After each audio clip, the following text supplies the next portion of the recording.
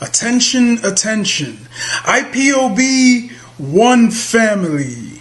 This announcement is for those outside of the USA that wish to donate to the Eastern Security Network Fund that is based in the United States. Because of the fees that donators have to pay the bank when sending wires, we recommend that if you're sending less than $250, that you donate through the IPOB USA website.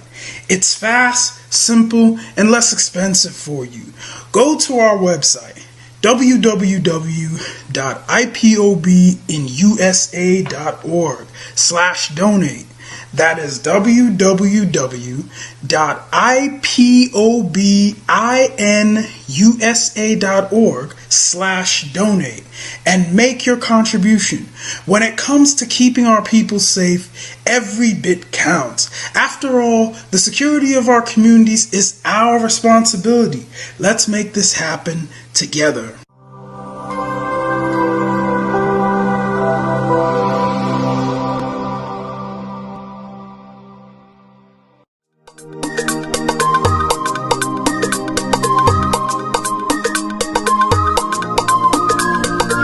Yeah, Mr. Bella once again.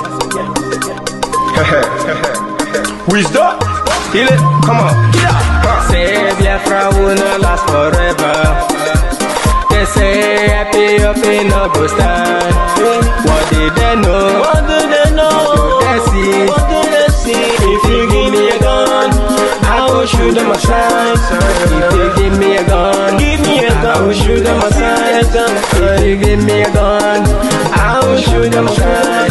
If you give me a gun, I will shoot them aside. If you give me a gun, I will shoot them aside. No. Biafra will live forever. Biafra will live forever. Biafra will live forever. Biafra will live forever. Biafra will live forever. Biafra will live forever. Biafra will live forever. Biafra will live forever. Ogerugo manige tetanura. The lovers of Biafra. This is the time we need to come together and fight for what is belong to us. Ogerugo maniga bandizu. What make us a giant of Africa? Adapo chinti na sugo. Mbogeru ni sina nyama kweno. Hello Lisa Binigwe. Out of his wisdom, giving us somebody like nnamdi for this our race school mission. Biafra will not last forever. They say happy up in no go stand. What did they know? What do they know? What do they see? What do they see? If you give me a gun, I go shoot them aside. If you give me a gun, I go shoot them aside. If you give me a gun, I go shoot them aside. If you give me a gun, I go shoot them aside. If you give me a gun, I go shoot them aside. Oh no. See you jump our hero, how the fighting never stop. Nnamdi cannot but no can we stop. He cannot stop. Biafra will live forever. Believe me now. But independence for Nigeria as a corporate entity is not enough. The peoples of Nigeria must at the same time be guaranteed their freedom. We must ensure that in an independent Nigeria, individual citizens throughout the land enjoy liberty, human dignity, and equality under the law. There must be one Nigeria with one constitution and one law for all. Let us therefore, Mr. Chairman, sir, close our ears to the counsel of despair, which says that we cannot here at this conference agree on a constitution.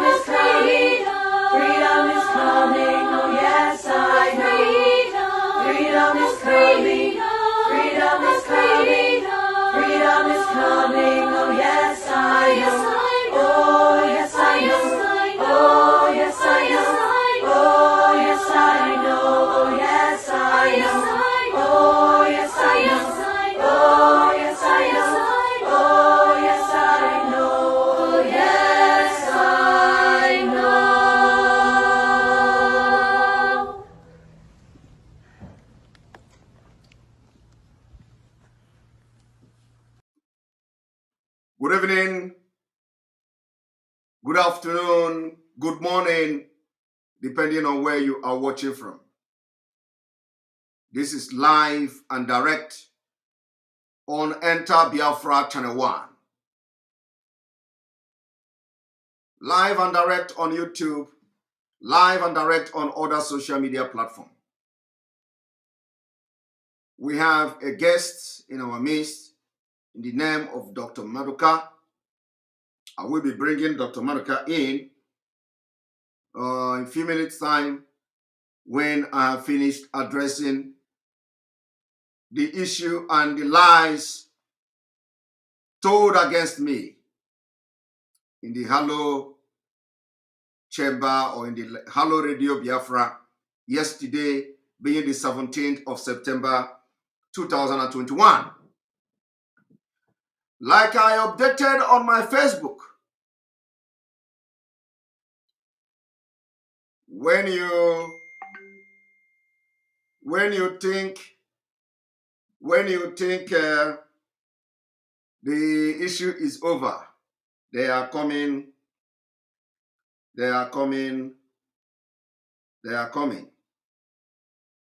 One moment.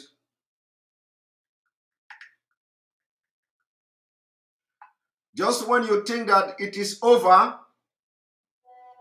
that is where you are going to be disappointed. And let me tell you, some of you that are saying leave it. No. Some of you that are saying learn from nnamdi Kanu. No. I am not our leader, and I can never be our leader. I am Simon Ekpa. I have my problems. I have my negative part. I have my positive part. I can never be nnamdi Kanu. I can never be nnamdi Kanu. I will try as much as possible to be as good as him, but I can never be him. So don't come to tell me I should overlook them. I cannot overlook them. And most of you that are coming here to tell me to overlook them, you have been sent. They have bought you recharge card. They have given you recharge card that whenever they have slandered Simon Ekpa, go to his page. Try to persuade him not to address it. Try to persuade him not to address it. Each time I said I am not going to address this thing, they will come with the biggest slander. But one thing I have assured Biafra people, I will be your last. If after me, you will never disappoint and attack anybody who is innocent in this struggle. After me, I will be your end. It doesn't matter. A lot of you, I have all the information in most of the plan against me, how you are going to cook this kind of lie to nnamdi Kanu, to kick Simon Ekpa away and all that. I know all the plan. So I have to be making it public. Because I know for somebody to come to Radio Biafra and lie openly means that if opportunity is given in secret, the person will poison anybody against Simon Ekpa. So it is good for those who are genuine in the leadership of Biafra, in the leadership of IPOB, to know the people they are dealing with. Very, very important. There are a lot of lies told against me. It is not all this lie I am going to be addressing, but I will address the one I feel, threatens my integrity. So, the lies I am going to address today is the lie told by the coordinator of Finland. Remember, it is the same coordinator that connived with some of the leadership of indigenous people of Biafra to issue a memo against me. Even going against a laid down rule, against the disregarded the rules Nnamdi Kanu set up. This coordinator in Finland, he disregarded the rules Nnamdi Kanu set. He went overboard, connived with somebody who is one of the DOS, and they issued that statement against a constituted authority by Nnamdi Kanu. But that is not what I have come here to do. But just that all of them are watching me now, and you know what I'm talking about. The memo issued against me from Finland didn't go due process. Even though the Finland family don't know about it, which that issue has been made very clear. That particular coordinator insulted the structure, neglected the structure, abused the structure of Nnamdi Kanu, and released that memo against the structure of Nnamdi Kanu. That is number one.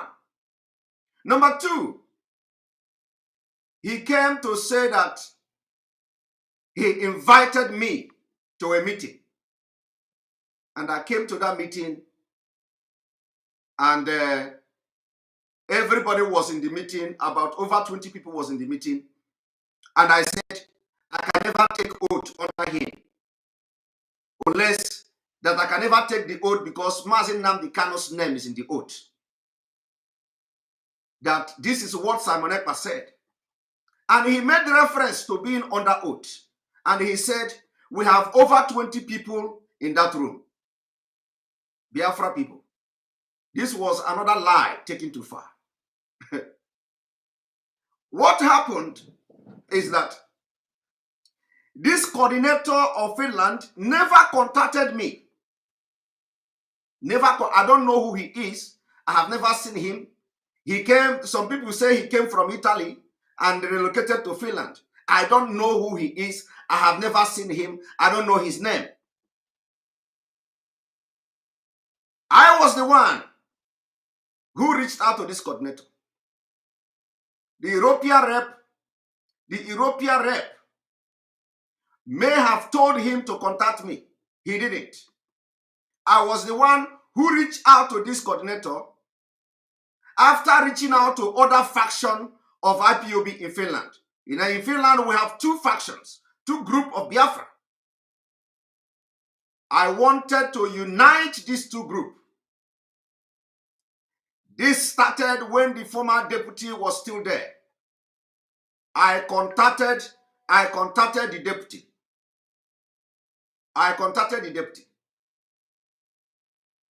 The deputy then told me that anything I know I could do to resolve the problem, I should do it. I went to work.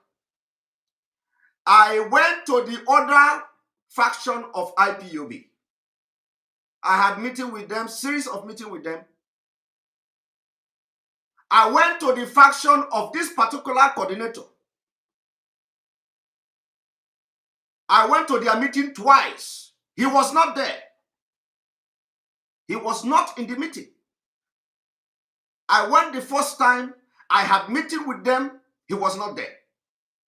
I went the second time. I had meeting with them. He called on the phone from Nigeria and spoke with the people in the meeting. I was there. They told him that I was in the meeting. Why did I go to? Nobody. He has never contacted me. And I briefed the European rep, Abanyem, which is a very nice guy. I called Abanyem. I briefed him. I said, look at the problem in Finland. Abanyem said, oh, you know, what he said, that he was not happy the way that it was handled.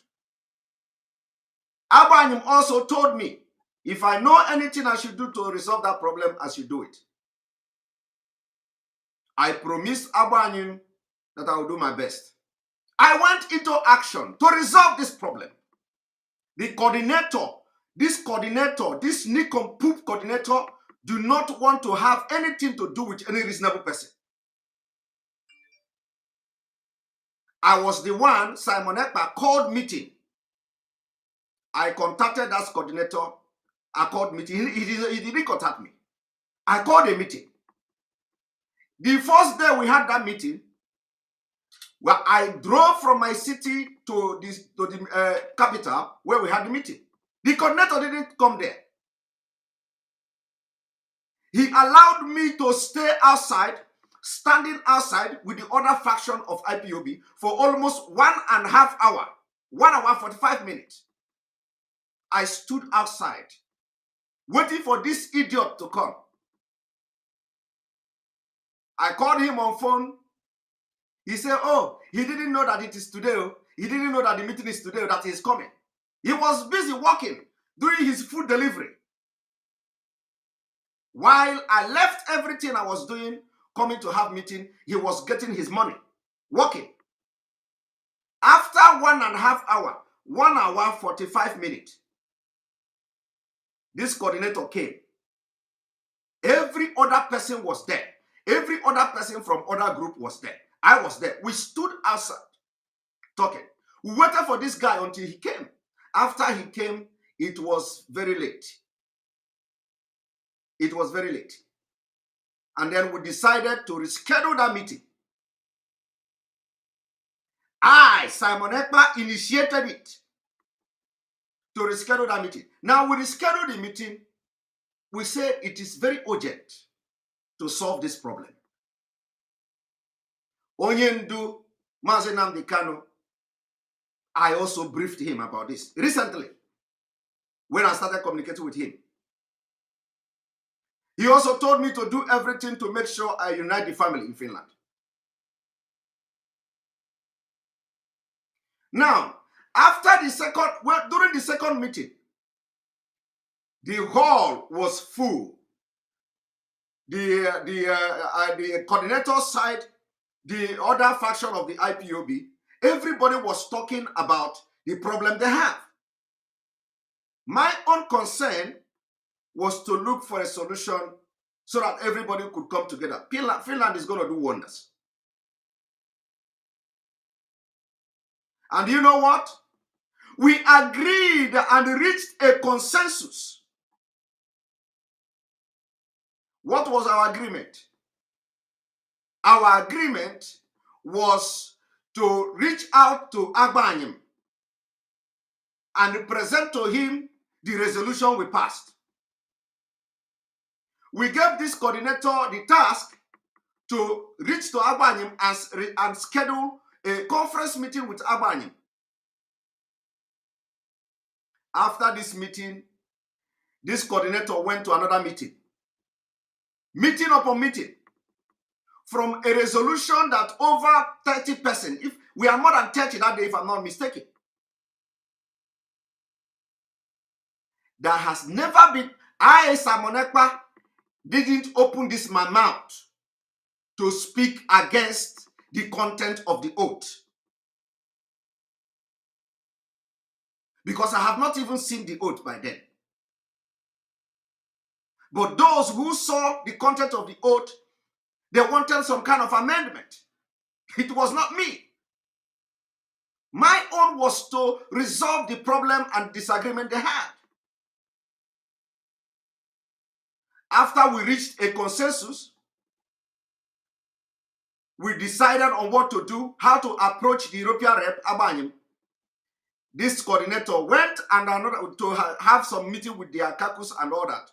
He rejected that meeting at the end of the day. One of the resolutions we had in that meeting is that to see a unification of IPOB in Finland, they must come to the launching of Biafra Football Club. The Biafra Football Club was to be launched the previous weekend. We agreed that everybody is coming to that launching of Biafra Football Club. The next day, this same coordinator sent me a message that he cannot come to that launching. In fact, that there is no point discussing anything. In fact, that he has decided that we are not going to discuss with the European rep. Immediately, I put a message, a text message to the European rep, Agbanyim. He have the message today. I put a message to him. I say, Agbanyim, this is what we discussed in this meeting, trying to resolve this problem. And I am surprised that after a few days, after the next day or the next 2 days, this coordinator is sending me a message now that he is no longer interested in that resolution we passed.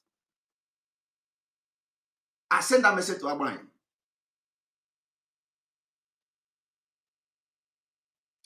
If I remember very well, I think Abraham told me, either he told me that we look into it and all that. At the end of the day, this guy did not come to the launching of the Biafra football we agreed on. He violated it. He violated the resolution we passed. He don't want anybody to come close to him. He don't want nobody to come close to IPOB in Finland. He's not doing nothing. He don't contribute. And I have asked the leadership, when I was able to speak with one of them, I said, I want you people to demand audit from IPOB Finland. Let us see whether this coordinator is paying dues, because he doesn't pay dues. He doesn't also contribute for ESN. He has not done any fundraising for ESN since the launching of ESN, because he don't have the capacity to do that. But when I raised that alarm, they wave it by the side. They are not interested. They are not interested in anything like that. No. They are only interested in Simon Ekpa to come and register with a Nikompu who don't know his left from right. Constitute nuisance everywhere. In this video, in this audio yesterday on Radio Biafra, he said that the problem is coming from Finland. That is fact. He said the truth. The problem is coming from Finland. But who is causing it? Him. Him that is going behind doors to tell lies against Simon Ekpa. He don't know me. I don't know him.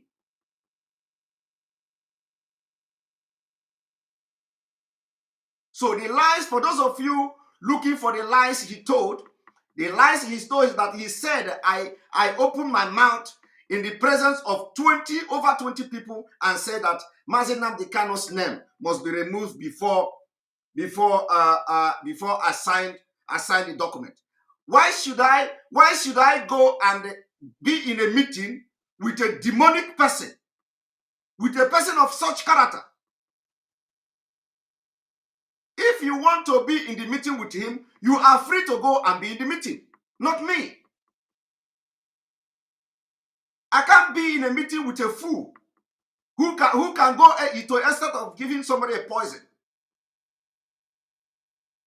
The man is so bitter. I don't have business with him.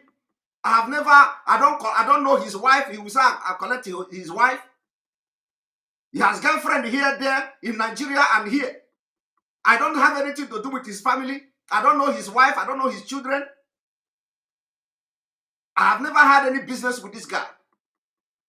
But every time he go to the IPOB leadership meeting, it is Simon Ekpa this, Simon Ekpa that. Simon Ekpa is not coming to under me. Simon Ekpa is not coming to stay under me. Why should I stay under you? For what?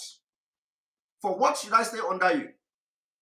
When we had agreement, you violate it with impunity. To bring peace, you don't want peace.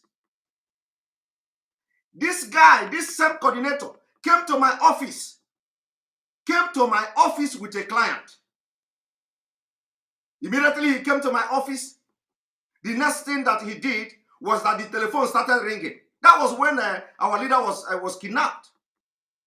He came to my office.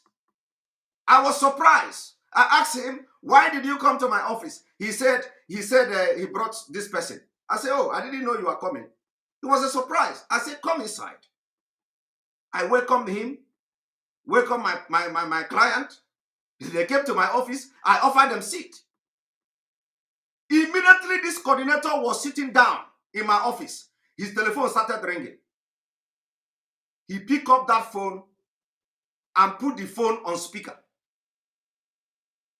And do you know what I was hearing on the speaker? And if you are the person who called him that day, you are watching me now.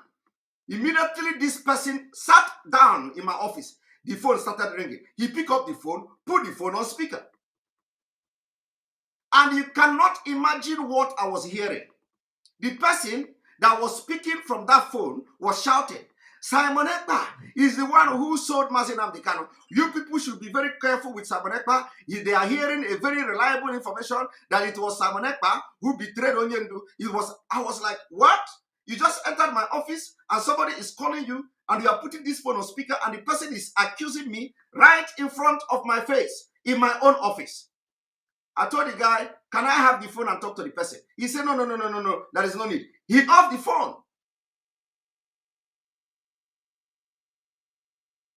What I'm telling you now, I have a client who is an IPOB member who he brought to my office. After this coordinator did this thing, he started by telling me if Mohammed did not come to my mountain will go to Mohammed. So he has come today to my office. With the anger of what he did, he started telling me, you know, we heard that you have taken oath. We have that you have taken oath. So I have come here to tell you to come and identify yourself with me. And then I said to him, so you come all the way, bringing somebody here by mistake to my office. I entertain you, giving you a seat to sit down in my office. Somebody called you. You put the phone on speaker. The person was raining all manner of insult and accusation against my person. And then you say, I should come and identify myself with you. You could not even allow me to tell that person that you are here right in my office and I want to respond to him. And then this guy, this coordinator, started shouting, raising voice inside my own office. I had to walk him out. I said, my friend, get up from there and open that door and leave. I walked him away from my office.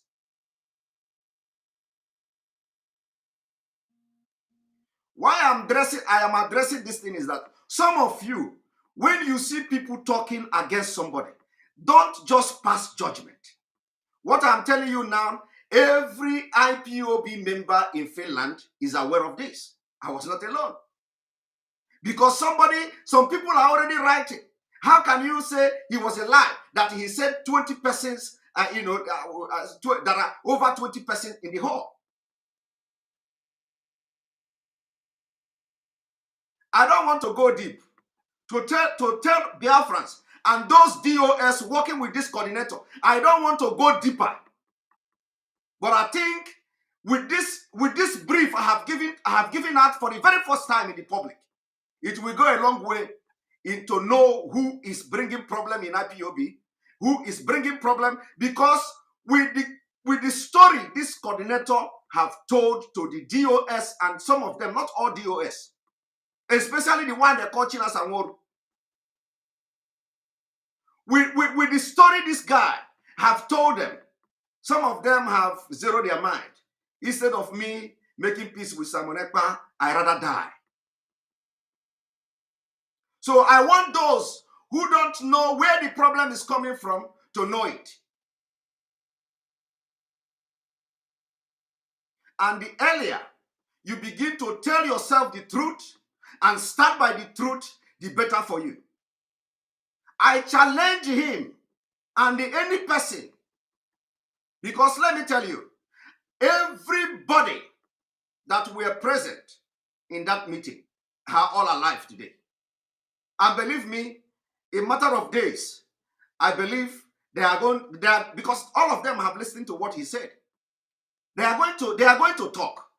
I know people in Finland. People in Finland are not cowards. The Biafrans and the IPOB members in Finland, they are going to respond to this coordinator. I'm very sure of that. And when he said that it was the problem is coming from Finland, that is fact. The problem is coming from Finland, and he is the one engineering the problem. So why should somebody tell me to go and register under a stupid idiot who is not even qualified to sell kerosene in the market? Why should I go and register under him? For what? He is not paying dues. he is not paying ESL contribution, and he wants my own money, so that he will say Finland is working. Why should I go and register under him? For what? Is it a must? Let him do audit of Finland, because since they want this thing to be addressed, I challenge the coordinator of Finland to do audit. Let us see the remittance from Finland and see how much he is contributing in the struggle for Biafra. It's a challenge I'm giving to him today. Why are the leadership of indigenous people of Biafra listening to idiot and making a decision that is capable of crashing everything we are doing? Because everything that coordinator have told to the DOS, everything that coordinator have told to the coordinators meeting, everything he told about Finland and about Simon Ekpa are 120% lies. There is no single truth in them. And the DOS and the leadership of Biafra has worked with these lies till today. So it's a challenge. I want them to bring the audit of Finland. And remember, when you do audit, you know where the money is going. You are paying the money, you know the people who pay the money. Let them bring the audit. Let us see how much he's paying. And because I have to play the voice, of that coordinator for everybody to see, for everybody to listen and hear. I have to play the voice.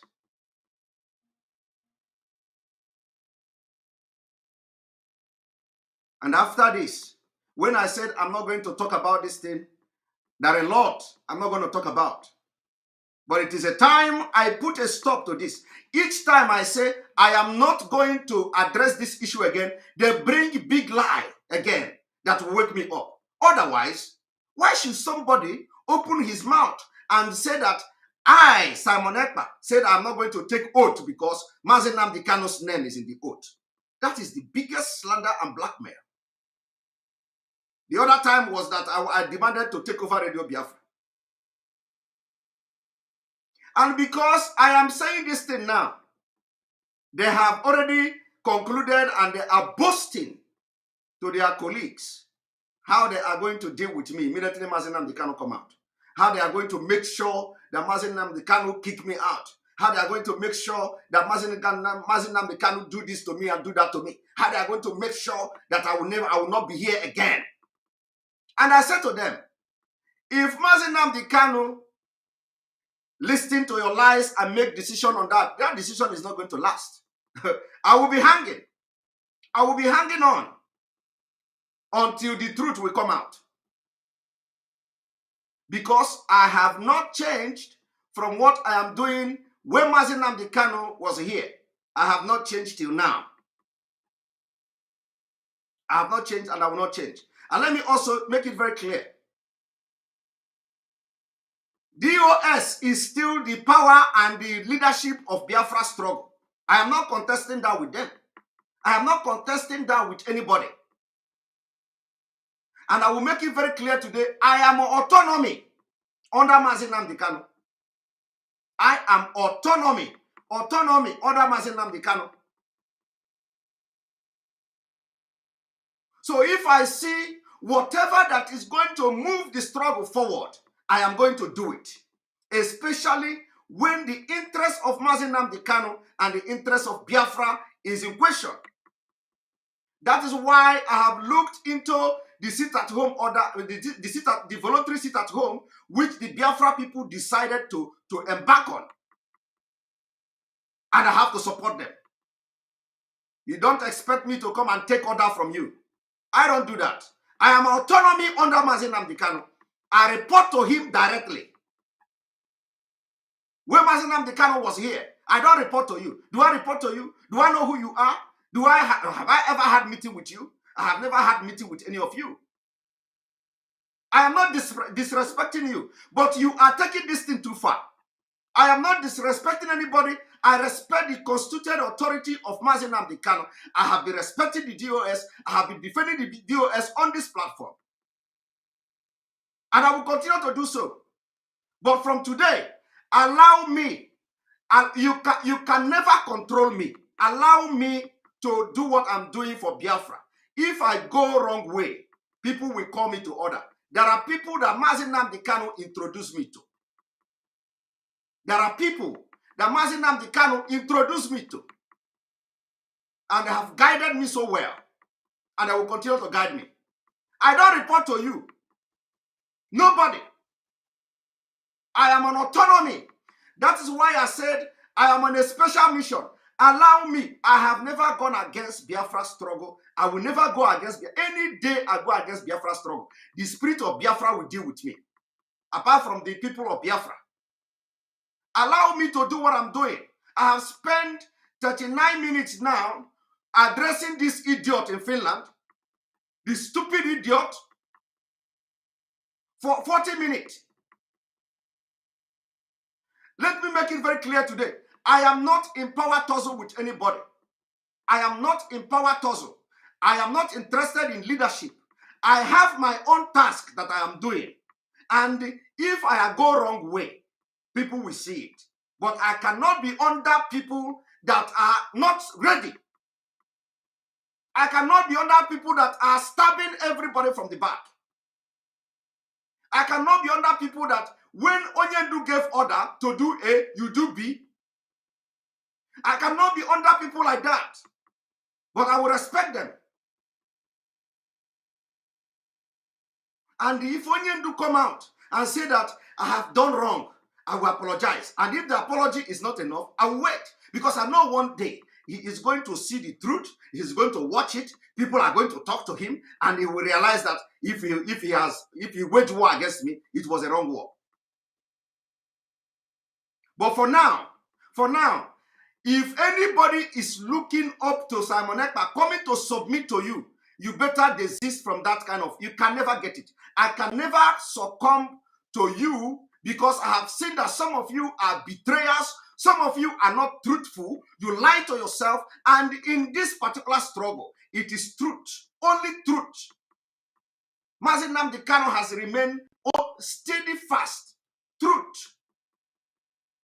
I am not going to attack any office in this struggle. I have said it a few days ago. Nobody will insult DOS in my program again.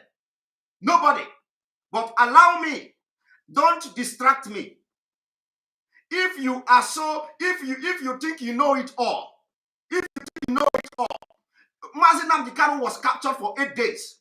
Some of you have no knowledge about it. You don't have the knowledge.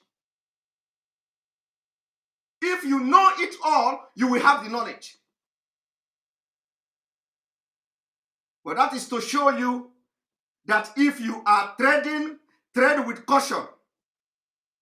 Because what you don't know is bigger than you.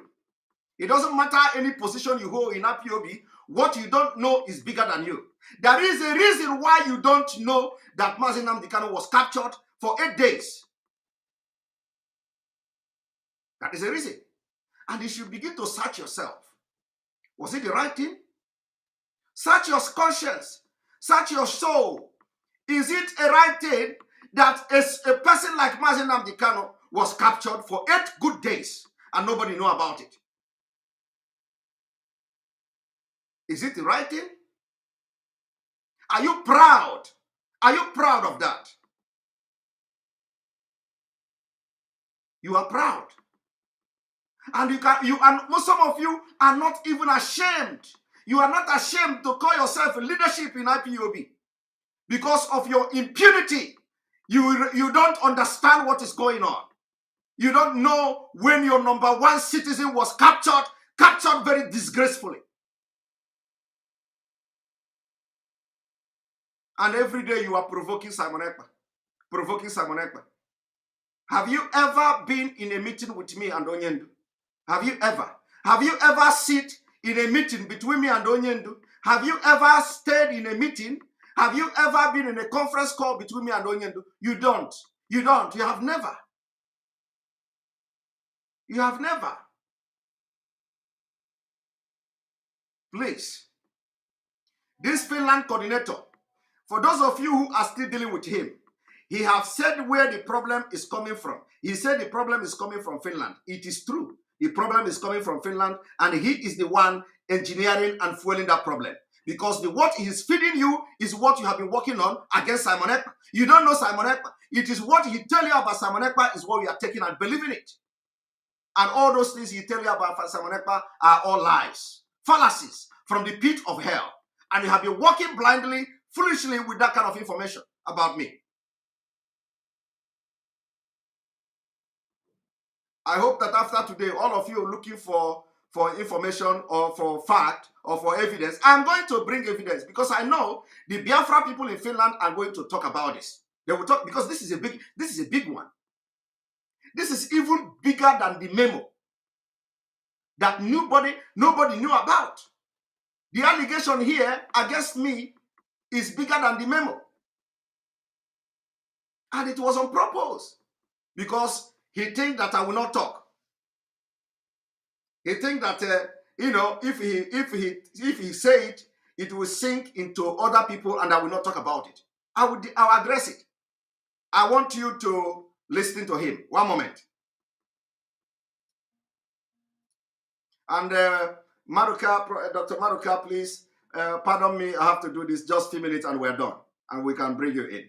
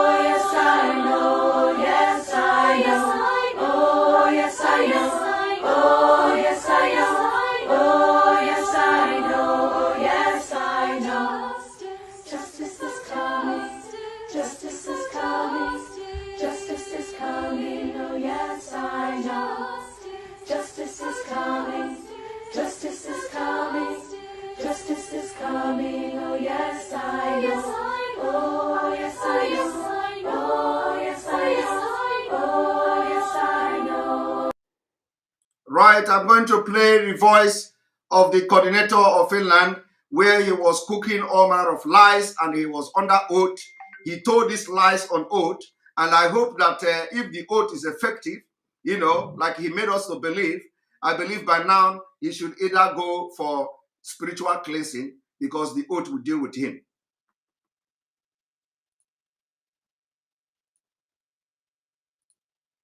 Straight to Finland. In Finland, we have Mazi Antonio Bassi. And the picture you are looking at now is picture I take with this idiot. The picture I took with this idiot on the day we had this resolution. Look at how everybody was smiling. Look at how everybody was smiling. When we had the resolution, immediately after this meeting, this guy sent me a message the next day that everything we discuss is completely rubbish. Everything we discuss, completely rubbish.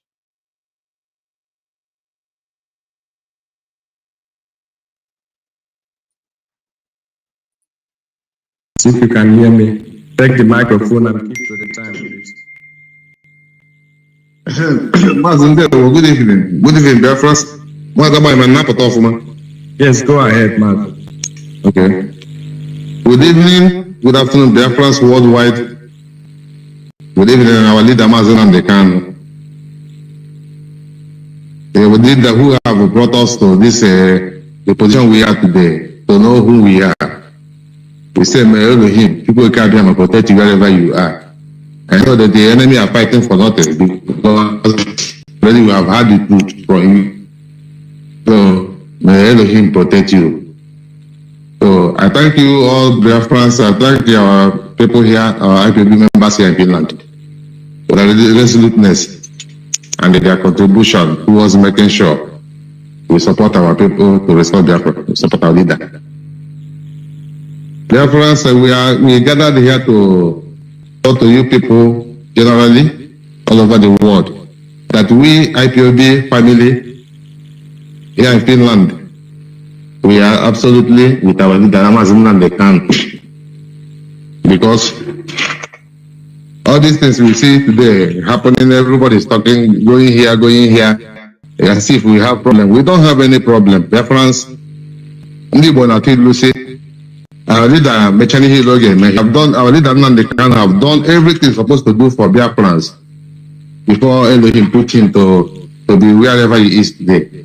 So for those of us that are thinking that maybe there is something happening, nothing is happening. All this is happening today is bound to happen because it's part of the struggle. The recent rumors everywhere, Facebook and all this, rest of them happening, because we pay our people, this generation, they don't know. Our leader used to tell our people that this generation of Biafrans, that the madness they are insane. We are, all of us are insane because we don't even value life. We are living in the Western world for many, many years. And we have realized and they come to conclusion that what nnamdi Kanu is fighting for is the normal thing, the right thing to do. All of someone like me, especially myself, but I've been in Europe for 20-something years. I left Biafra land when I was young. You see, why we don't understand this struggle is most of us are born outside the Biafra land. Someone like me, who is born in Aba.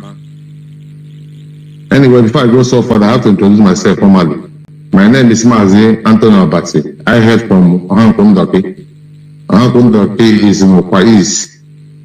Okwais is in Aba province. Aba province in Biafra land. That's where I come from. And I must say that we are born especially for this struggle, especially somebody like me. So that is why we are not listening to anything apart from making sure that the Biafra is being restored. After all, our leader nnamdi Kanu, most of us don't know him. I haven't seen him before. I haven't spoken with him before. We had his voice many years ago, since 2014. We now come out from our cages and continue to do whatever he said we should do, because we are in spirit. Because when they tell people that Biafra is a spirit, the thought is ordinary spirit of whom we won't be talking.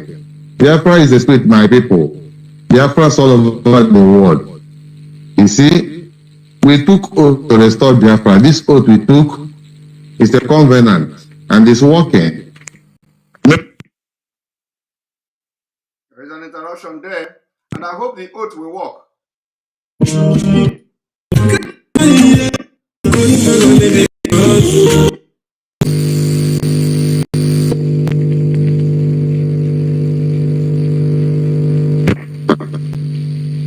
For instance, this media, we have to call a spade a spade. Only that's a maple coat, Either agree in Finland, all these rumors you see in social media, I started from Finland, where I'm a coordinator. I am a coordinator of this Finland, serve our people as national coordinator here of Finland. But I can tell the difference all over the world that the problem that is all this rumor in social media is started from Finland, from Simo and Ekpa. We have to call it by name. Because exactly. And that is why I am preparing the hotel today for you. And for those who have been blindly taking all nonsense lies from you, and I am decided to open that hotel today for people to know which one is the truth. And I believe that, like I said, those people in that meeting and in that hall, they are going to react to this your lies. That is why I'm doing this. I'm preparing the thing now. I mean, I say we call them to open, then take away the rubbish. We'll be here. Why they took our leader to prison, and the problem start coming up and down. It started here in Finland. from Simeon last year. Simeon started this struggle on his own. I myself, as a coordinator, I called Mazabani, my European rep, that I want to, this guy here, Simeon is not behaving well, he's not cooperating with me. Mazabani asked me to call Simeon to join our family here. I come Simeon myself personally. My brother, you are doing very well for Biafra, but this way you are going is not the way we are doing this struggle. This struggle has, we have structure. Can you imagine? He is saying here that he called me to tell me that what I'm doing was wrong. That is not the way to do the Biafra struggle, that they have structure. This guy never contacted me. He never contacted me. He never did. I was the one who reached out to him, scheduled appointment after attending his meeting twice. He was not there when I attended the meeting. I want Biafrans to listen to this idiot.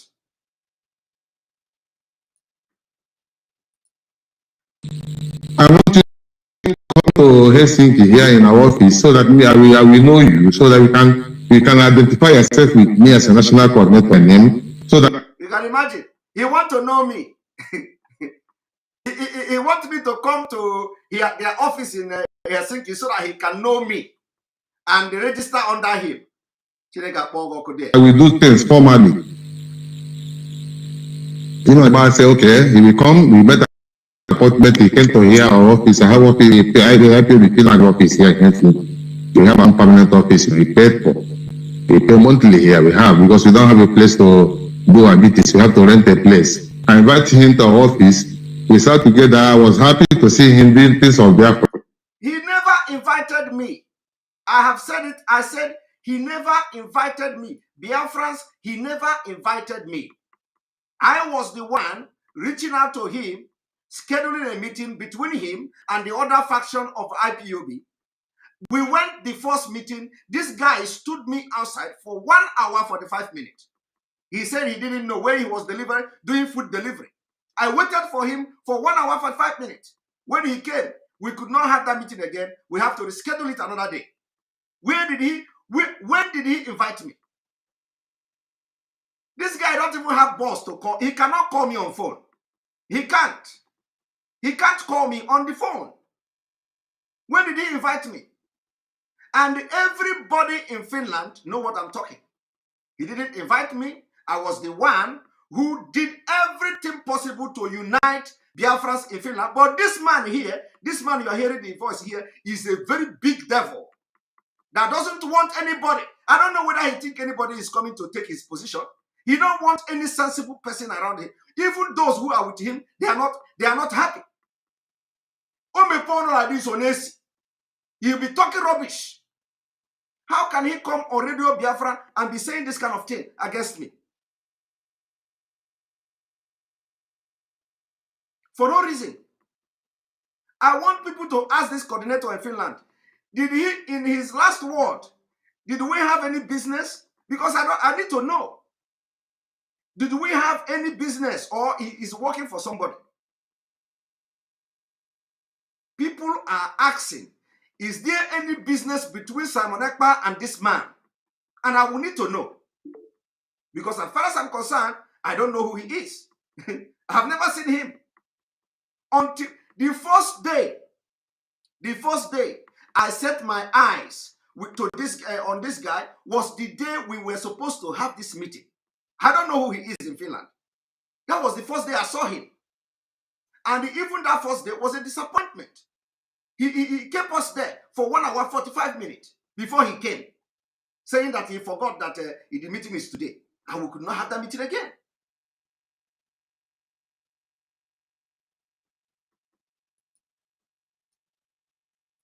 I talked to him, my brother, please, can we come together, you register and then let me know you, I take oath and be a member of this family, so that whatever you are doing in social media will be recognized by Biafrans and we work together. Simon Eba said, no, he will not take oath from me. I said, why? He said that the nnamdi kanu name must be removed in the oath before he take oath. You you hear that? This guy opened his mouth under oath. Under oath. And before this thing, he was the one who went to their meeting. This coordinator was the one who went to their own meeting and announced in their meeting that Simon Ekpa have taken oath. He was the one who informed the Finland people that Simon Ekpa have taken oath. Now, why did he now come to Radio Biafra to say that I said I cannot take oath under him? In that particular meeting, I didn't say that. I didn't say that. The meeting was only about how to bring everybody together. And I was just being a middleman. I was mediating between this other faction and his own faction. Onyudo, that was what I came there to do. I did not come there to look at what is oath.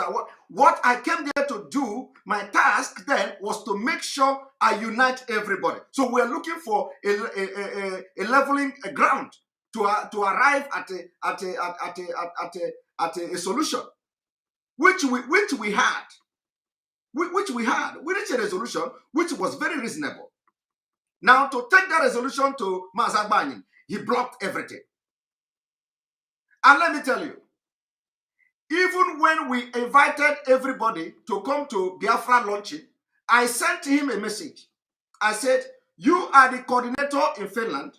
We are launching Biafra Football Club. Come there and come there and be the person who is representing everybody there as a coordinator, as a recognized coordinator in Finland. Come. He didn't come. He said, over his dead body, he will come to that launching. Your money is not there. Your finance is not there. Your time is not there. We set up this football club. We carried it and we want to hand it over to this guy. He said he don't want to have anything to do with those groups. He cannot be there. He didn't come. How can somebody who behaved in a such, very disdain manner, we want me to come and join him for what? And I'm up, voila. I can't do it. There are families everywhere. Families of IPOB where people are reasonable are everywhere. And those members who are here in Finland, they know we all rapport to each other. I don't come. How can I come to sit in a place with this kind of person?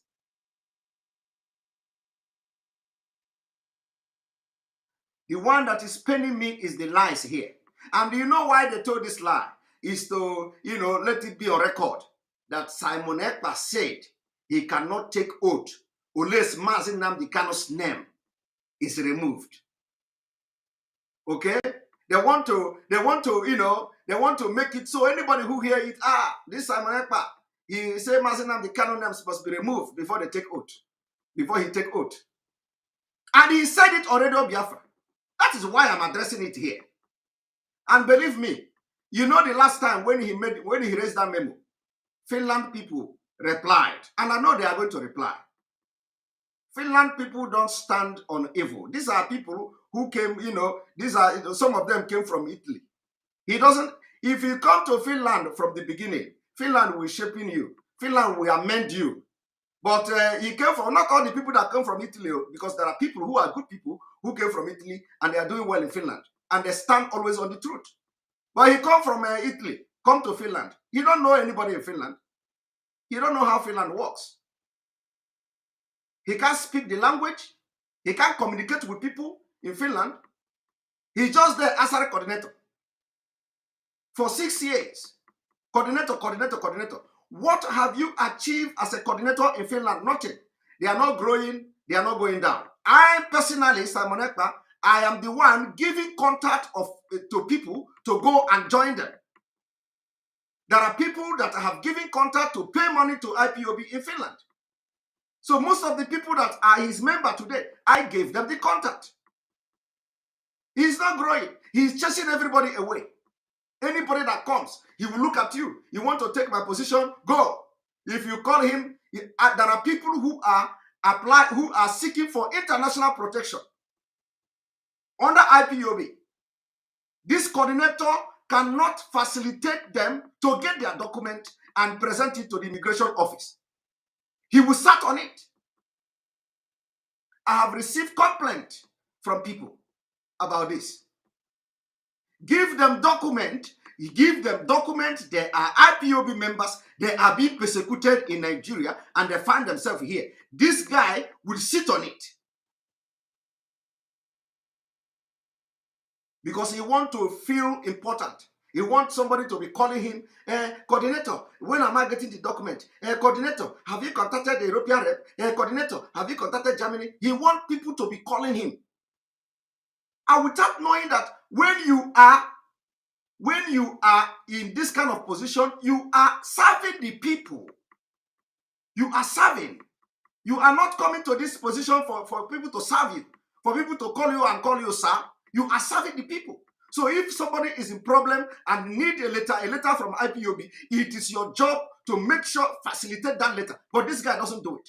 For some of them stayed 6 months. Even taking oath, he doesn't administer people oath. The oath is shouting for Samanapa to come and take. There are people that waited for 6 months, disturbing this guy. Come and give me oath. Come and give me oath. He don't have time because he's delivering food everywhere. You think they are the only one working in Finland? Every day, food delivery. You are making food. We are also working. But we still have time to do Biafra. But when people want to swear oath to enter IPOB family in Finland, you don't have that time. There are some of them that stayed 6 good months. What I'm telling you now is you can verify it. I don't come online and lie against people. You can verify 6 months. He didn't give them oath. But he wants Samanepa to come and give, and so he can give Samanepa oath. Samanepa is so important to him. But there are people everywhere looking for this man to give them oath. For 6 months, he didn't give them oath.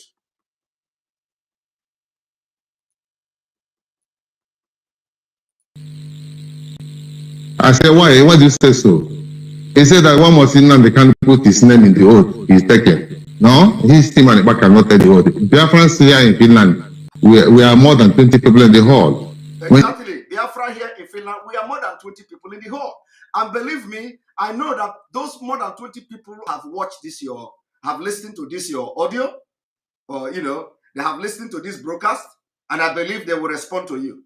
Because in Finland, we don't condone nonsense. Those 20 people, more than 20 people who you say they were present that day, they will respond to this. I'm believing that. They will respond. To know when Simon Ekpa say he cannot take oath because Mazi Nnamdi Kanu's name is there on that meeting.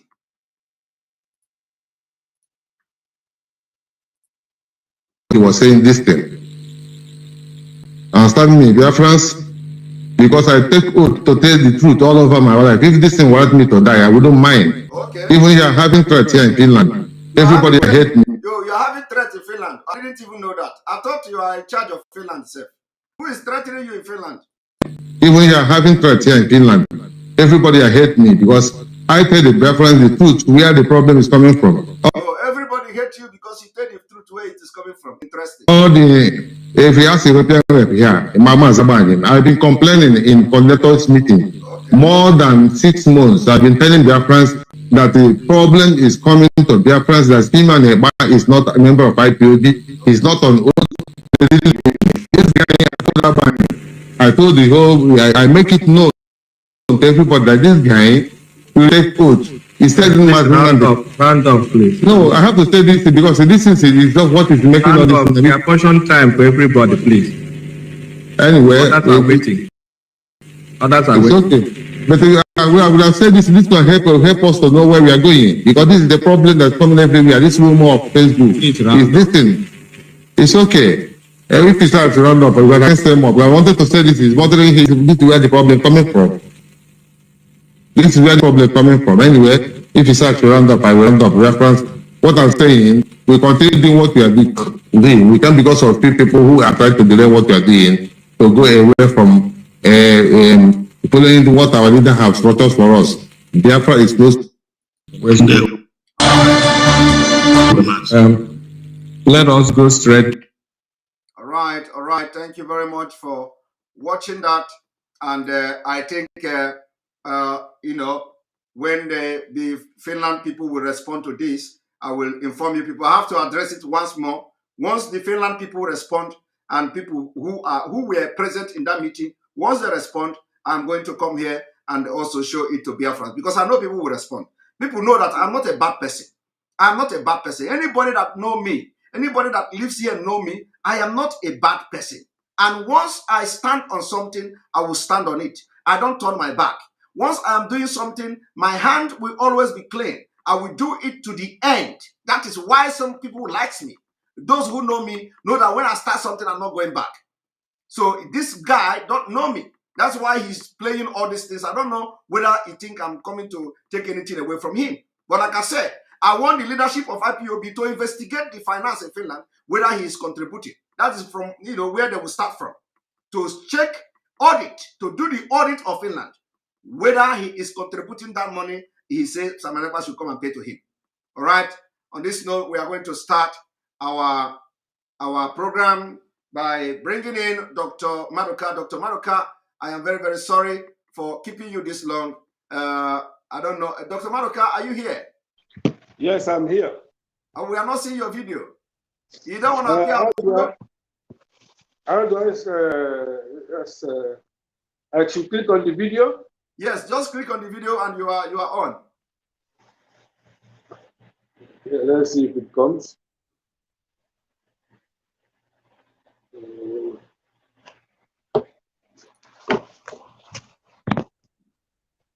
Yes, Mr. Anuke from Hamburg. Prof, our prof, welcome to the program. Yeah, is my video showing now? No, your video is not showing. You may try to go out and come back again, and then you accept to come with video, because it's very important we see you. People need to see our intellectuals coming to talk with us today.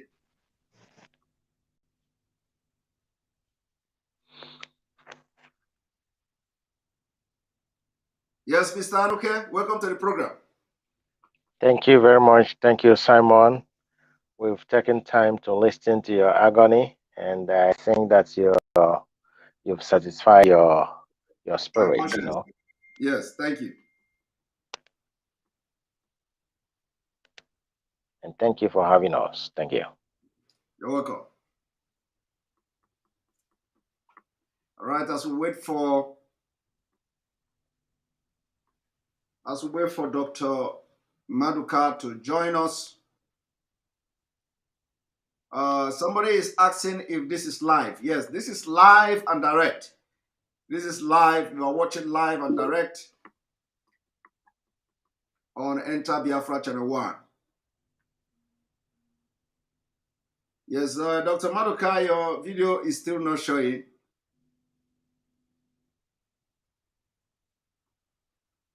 Could it be because I'm using my phone? Okay, but even as that, you'll be able to. What do you see where in the video sign? There's a red line across the video. Okay, so just click it once. Once you click it, once that sign is off, your video is on. But the sign refused to go off. That's the problem. I don't know. Okay.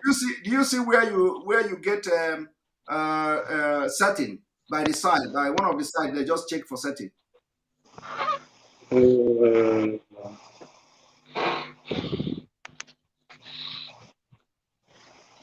Yes, I've seen setting. Oh yeah, just click on it and then click on the video. I saw video input. Yes, click on the video. Yeah.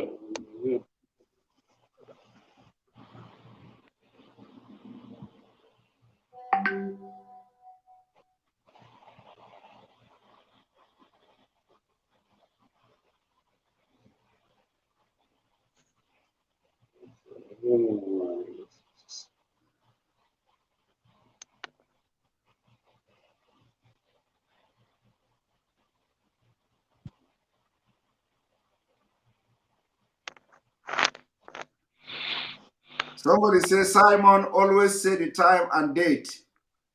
Simon, yes. Okay. Maduka, yes, we have you. Now Yes, we are going to because we cannot have one of our elite here and then the face is hiding somewhere. we don't have elite yet in Nigeria or in Africa until we begin to do things properly. Nobody is an elite here. We don't. Yes. We can't boast of common electricity, and we're calling ourselves elite. Yes, that is true. That is true.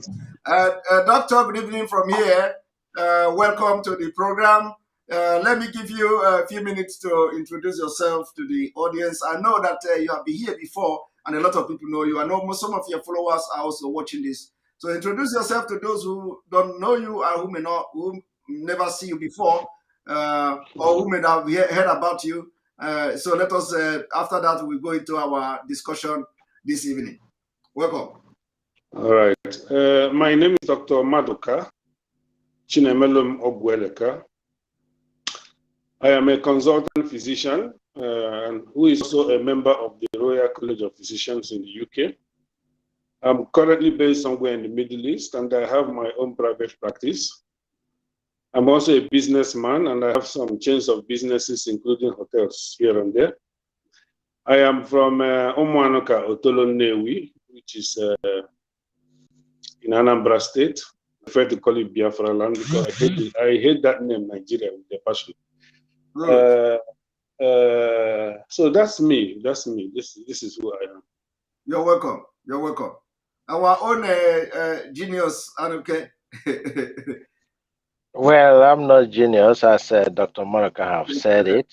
We have nobody until. Why is everybody not want to be what they want, what they are now?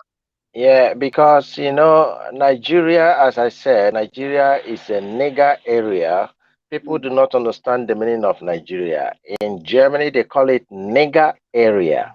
Nigeria, nigger area, and that is an insult to call us a nigger area. And first of all, Nigeria was not created for you. It was created for the economic growth of England and Britain.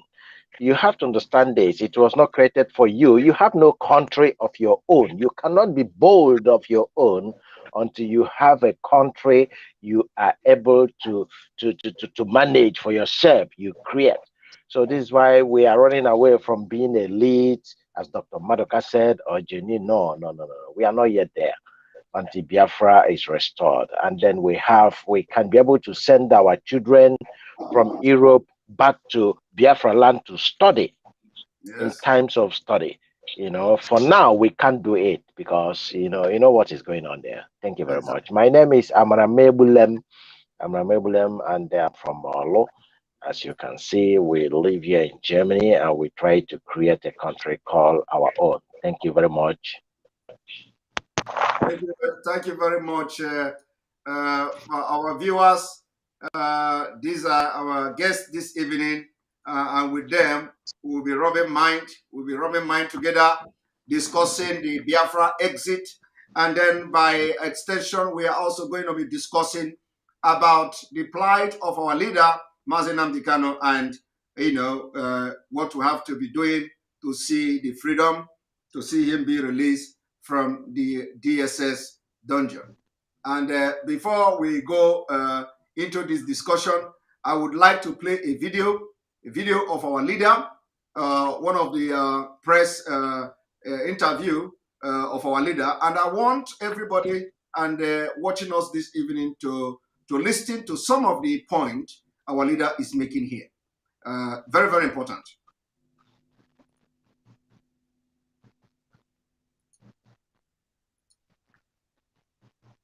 Liberty.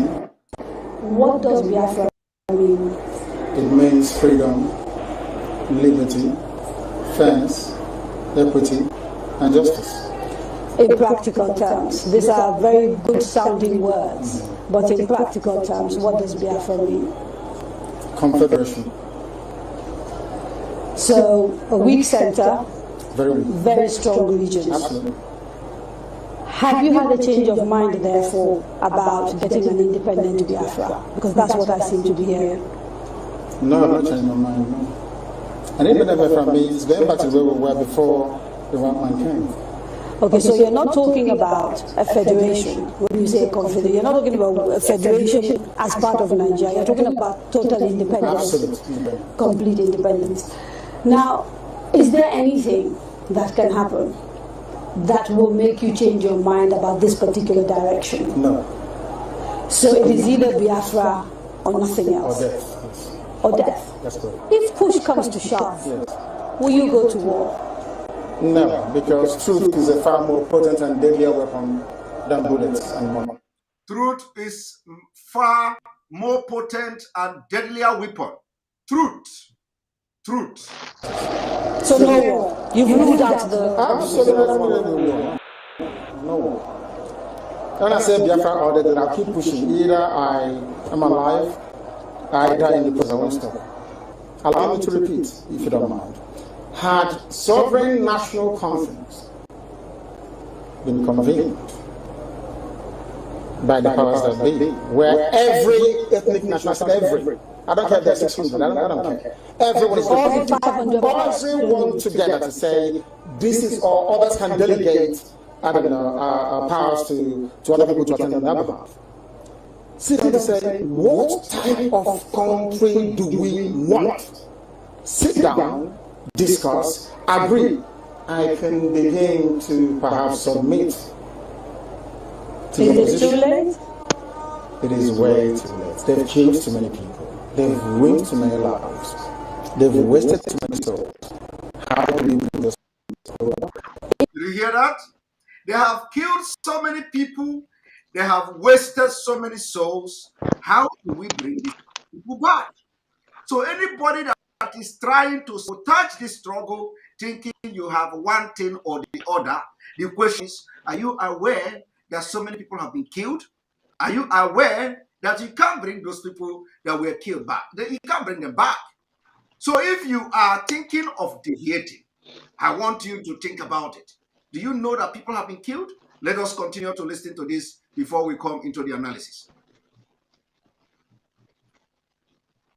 The federal government, given agitation that is going on, becomes convinced that, you know what, these people have a point, and it is time to actually address all these issues, and they begin to systematically address some of these issues. Would you change your mind? No, because of the deceptions of the past. You see, our leader said, they asked him, what if the federal government look into these things that you are presenting, and they say, okay, they want to address it. They say, okay, they want to solve all the problem. Are you going to accept it? He said, no, because of the deception of the past. And on this ground, I am asking those who said we have to stop the sit at home, which Biafra people on their own voluntarily have embarked on for the release of our leader, because somebody like Ike Kweremadu want to constitute a committee, because the Southeast governors are crying for Kanu to come, because they have promised you they want to go and meet your Buhari. They are having a committee, the Southeast caucus. They want to go and meet Buhari, the man they call Buhari in Aso Rock. They want to go and meet him. So that after that, so for you to stop your sit at home, which is your own, your self-imposed sit at home, nobody is ordering you to do that. On your own, you said, this man, you just listen to his voice, has suffered a lot. And he is now in the hand of these people again. What are you going to do to make sure you put fire in the ass of all politicians in the Southeast and make them to start running helter-skelter? And the sit at home begin to work. Now they come to tell you, oh, we have met. We are reading statement. The statement says that on the issue of nnamdi Kanu, we are going to constitute a committee. The committee will go into Aso Rock and start discussing. Listen to your leader. Your leader said all those kind of talks, he is not ready for it because of the deception of the past. What makes you think that Ike Kweremadu and co, all of a sudden, will now begin to do that thing and it will yield result? We want cash and carry. What we want now is cash and carry. We have entered the stage of cash and carry. The cash and carry here is that The sit at home will continue if you love Nnamdi Kanu and love Biafra. And he is the only one who will sit somewhere where we will know that he is the one talking and tell us that we should stop the sit at home. We will stop it and meditate for a while. So what am I saying in essence? I am saying that our demand is that Nnamdi Kanu be transferred from the DSS dungeon where he is to a place where he is going to have freedom to look into his health, where he is going to be communicating with our people, with those who will take care of him medical-wise, and he's going to have a little bit of freedom there. And from that place, he is going to say, Biafrans, I am telling you people today to stop sitting at home. This is me, Nnamdi Kanu, talking to you from a correctional center, and he will mention the name. And then from there, we will put our knife in the oboe. For now, there has been deception upon deception, and Nigeria have not changed. And it is not now they are going to change.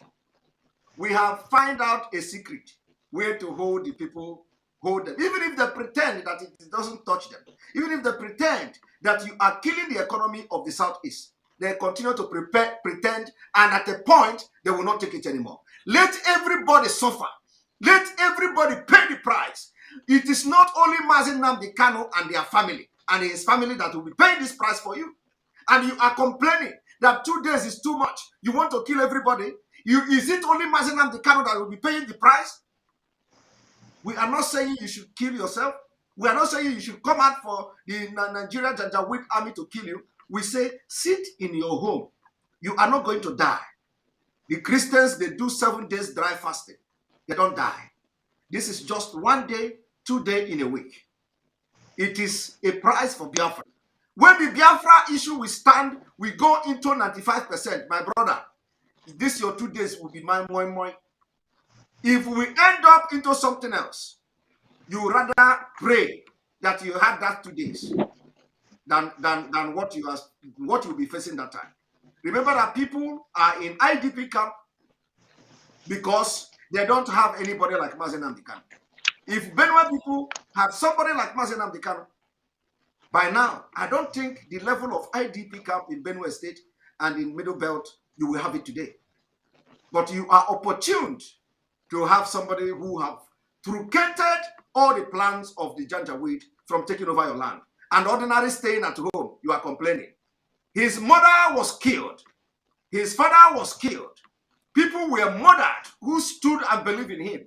Were murdered in cold blood in his house. It didn't end there. People are still taking bullets on behalf of this Biafra. And you're staying at home, you are complaining. It is too much, it is too much. And every day you say you want your freedom. Biafra people who believe in Nnamdi Kanu and believe in this Biafra struggle, you must be ready to sacrifice these 2 days in a week. We are going to beef up. When the DOS come up with a different strategy, we will support them and continue. And like I said, this is not a rebel. I'm not disobeying. I'm not rebelling. I am doing exactly as every Biafran who is genuinely fighting for Biafra freedom and the freedom of Nnamdi Kanu is doing. So you can call me any name you want, or I don't care. You can write from today till tomorrow. I don't give a damn. You can call me all manner of Sabo. You can paint my picture however you want it. The people I am talking to, they know they are getting the message. The people I am fighting, which is the government of Nigeria, they are getting the point. So whatever you write, I don't care. Okay? All right, Dr. Maduka, good evening from here. I don't need to play all the videos, but I just want to hold it here so that people will understand from which point I am coming from. Thank you. Okay. You want me now? I want you to speak to us, Dr. Maduka. Okay. The first thing I want to tell Nigerians and Biafrans is that self-determination is not a crime. It has never been a crime and will never be a crime. Self-determination is legal and it's also a legitimate way of asking people to decide on a particular matter that is very vital or important to the state. It has been done all over the world and in various places. It has been done in many, in fact, in Nigeria, it has also been done in Nigeria. It was through self-determination that southeastern part of Nigeria was carved into Cameroon. It was through self-determination that the Midwestern state was also formed. So referendum, for example, is not new in the Nigerian state. So I don't know why the Nigerian government is wasting so much lives of the innocent. One thing that gets me very much angry and boiled up with Nigerians is that nobody is talking about the thousands of IPOB members that have been extrajudicially assassinated. Why have the Nigerians chosen to ignore the fact that they have killed so many innocent people just to keep a colonial contraption intact? Nigeria was not created by our ancestors. Nigeria was created by the British for the economic growth of the British. I have heard some Nigerians saying that Nigeria was created by God. Nigeria was not created by God. Nigeria is less than 110 years old. God has been in existence for thousands of years. If God created Nigeria, Nigeria should have been mentioned in the Bible or the Quran or something like that. Nigeria is just a recent invention by the British. So why should, if they come to tell us, oh, we want Nigeria because we love the oil, crude oil, that we are sucking from the southeast and south-south region, I will understand their point. If you tell me you want Nigeria because you want the crude oil money coming into your pockets, I will understand that. But don't go pretending as if we are all stupid. We are not all stupid. You know very well that Nigeria was not created by God. And like my brother earlier said, the name nigger is a derogatory name. It's not a good name. The white man refers to nigger as black or darkness. That's the meaning of nigger.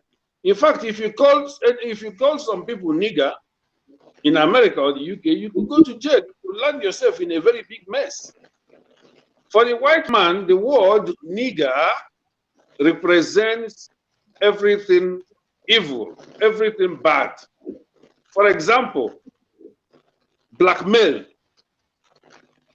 black sheep in the house, blacklist, Black Friday, black box. So there is nothing good about black as long as the white man is good. Why should I proudly be carrying myself around calling myself a nigger? I am not a nigger.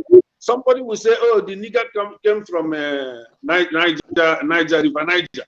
River Niger is the name given to that river by the white man. Nigger is nigger. It's not an African word. River Niger was named by the Portuguese or the white man. The name of that river in our own place was called Ushmi. Along the Yoruba axis, it is called Kwara. As you go down towards other West African states that River Niger passed through, they have their own peculiar names for the river. Just like if you go to Germany, in Europe, a particular, like River Rhine has different names as it passes through different countries in Europe. So why should it be different in Africa? Why should you impose a name on me? I am not a slave. I'm not a British slave. I have the right to choose my name, and that is what Biafran stands for. Even if you say Biafra is not an African word, I have chosen to be called a Biafran. It is my choice. It's a name I've chosen. And you have to respect that wish. So one thing I want to get from this particular statement I'm trying to say is, why are the Nigerians not considering the fact that they have killed too many innocent people? Why is everybody more worried about sit at home? Why are you not worried about those souls you have wasted?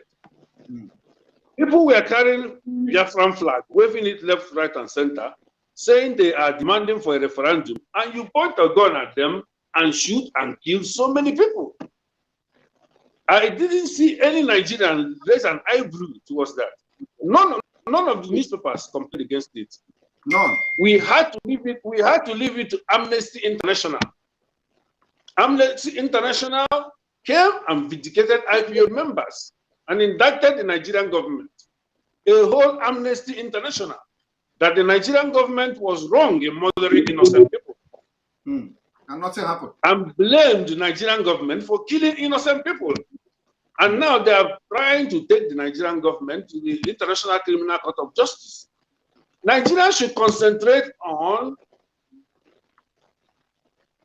fighting for freedom for those they have killed extrajudicially for absolutely no reason. I don't want to be a Nigerian. Why do you want to kill me? Because I say I don't want to be a Nigerian. I am not a Nigerian. My ancestors were not Nigerians. I was not born a Nigerian. I was born during the Biafran War. So why do you want to kill me? Because I said I don't want to be a Nigerian.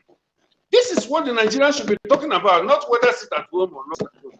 Address the issue of killing innocent people for absolutely no reason. Have you seen the British government killing the Scottish because the Scottish want to go? Does that happen? Did you see the European Union army coming to invade England because the English want to leave the European Union? You don't kill people because they say they want to go. This is primitive. It is a very primitive act. So, if sitting at home is going to address this issue, then we can continue to sit at home. We should actually sit at home. This is the only strategy that has worked for us so far. Now, look at Sunday Igboho.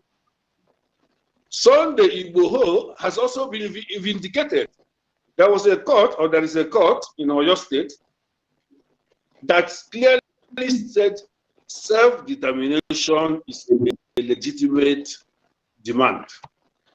And that Sunday Igboho is not guilty, and he should be paid 20 billion naira for assaulting him and killing some people in his home. So, which means some people know the right thing in Nigeria. It's just a few ignorant, wicked people who have been insisting that the wrong should be right and the right should be wrong. You should not criminalize us because we say we want Biafra. Self-determination is not a crime. And the Nigerian court has clearly stated this last week that self-determination is not a crime. And the Igboho should be paid 20 billion. So let me tell you what we have done so far. Number one, we asked for a referendum. They mocked us. We were mocked.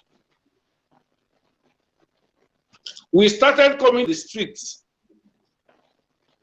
to agitate by waving our flags. We were not carrying guns. We were not carrying knives. We were not carrying stones.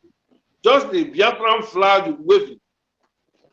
And we were mown down and killed. Even some of us were killed while praying in Aba. Some were killed in Enugu while we were meeting for absolutely no reason.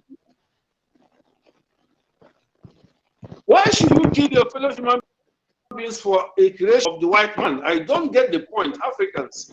It's time we begin to reason like human beings. Now, we asked for referendum, they mocked at us, telling us to go through the National Assembly, which we know is not possible. The flags, and they killed us on the streets. Now we have chosen to sit at home, and they are getting angry. So for me, anybody who is saying we should terminate the sit at home is a saboteur. Otherwise, if you are not the saboteur, tell us another alternative option that you have. Give me an alternative option. Once you bring an alternative workable option, then we will drop the one we have. You don't tell me to drop the one I have and embrace something I don't have yet. So if we are to sacrifice one day a week until our leader is released and referendum granted, then it's not a big sacrifice. Like Simon Ekpa said, we all have to sacrifice something. I have businesses back home in Biafra land, and I close my businesses on Monday. I have many people on my payroll back home. So it's affecting me also, but I'm complaining because I know that you have to give something to get something. So you don't give us a referendum, we don't wave a flag on the street, and we don't also sit at home. Tell us what to give us your own option. Anybody can criticize, anybody can write on Facebook and on social media. Bring out workable options for us to be granted a referendum and for you to release our leader, nnamdi Kanu. For now, sit at home is working, and we must and should continue sit at home. Thank you very much, Simon. I will add more. Thank you very much. Thank you very much, Dr. Maduka. You have actually stressed and made a very big point here. You say that the sit at home also, that you as yourself has people that you pay, that are under your payroll, and you are also stopping them from working on Mondays, and then of course. Any other day that comes and the Biafra accept, you are going to also make sure that they don't go work that day. This is exactly what we are talking about, and we are looking at extending it to other parts of the country where we have our people, and we are looking at also bringing in our Dudua brothers to eat. But gradually, we are going to extend it to like Lagos and other parts of Nigeria where you have Biafra people with their businesses. We are going to, we are also looking at motivating other people, like the Christians, like Dr. Malafia, advocated. We are trying to see whether we can motivate other people, because in as much as every other person needs this freedom from Nigeria, in as much as any other person need it, we, even though other people need it more than us, but because they don't have who to speak for them, we are also demonstrating that we need it most. But we know that we are not the only people that need this freedom most. There are people who are worse than us in Nigeria, but because they don't have anybody speaking for them. So, Mr. Anuneke, can we hear your opinion and your voice on this? Yes, thank you very much. Thank you very much. And I'm thanking Dr. Maduka for availing yourself to speak to our people. We appreciate that. Thank you very much. And as I can said, or as we have heard, IPOB leadership, they have retrieved, or they are not involved on the seat at home. They said it openly that they have stopped sitting at home. So all the whole atrocities happening in the sit at home, many people are hijacking it. Some bandits are making use of it just to destroy everything in the land, killing people. They are all condemned by the IPU. No, they are involved in this issue. Yes. So what are we trying to say? And DOS said they are not involved in this issue. They have stopped the sit at home. But people back home have decided to sit at home. People back home, they have decided, they said they are going to sit at home until nnamdi Kanu is released, not even until he has been transferred to a different place. They said they will sit at home until nnamdi Kanu is released, because someone who came out to speak for them cannot be held captive by the enemy, and then they cannot do anything. They said no. They have decided this sit at home has nothing to do with IPOB or ESN whatsoever. So it has to do with with the people in the land. The people have taken the bulls by the horn. So they decided to sit at home. And I believe that is a rightful message. Sit at home is a disobedience. Just like here in Germany, the people that are working as a train station, they boycotted, they sat at home, not going to work because their salary, they are demanding for more salary. No train was moving, no transportation was moving for completely 1 week. This is the message. And then government need to speak and then added something for their salary. This is it. This is how it goes. And we have nothing more than to sit at home. So we are in support of those people that decided to sit at home back home. Thank you very much. Thank you. So ordinarily, with this kind of thing, actually, what should have happened is that the entire Biafra go on lockdown. like they are not doing anything. Because, we know that this one day in a week, and now we are trying to see whether we can tighten the knot a little bit to go to 2. We know that with that, it will be there will be pin in their pants, and as the Fulani Janjaweed and their leader in Aso Rock will be dealing with all the leaders in the southeast and the other part of Biafra land.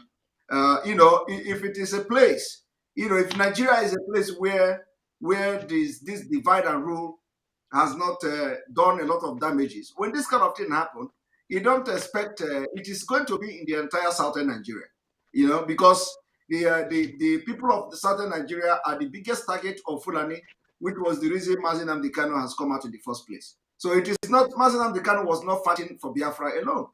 nnamdi Kanu was fighting for the liberation of indigenous people in Nigeria. So if Nigeria is a place where people understand how things work and stand by the truth, we are not supposed to be even talking about this thing, trying to tell people. From the middle belt, you should have seen sit at home.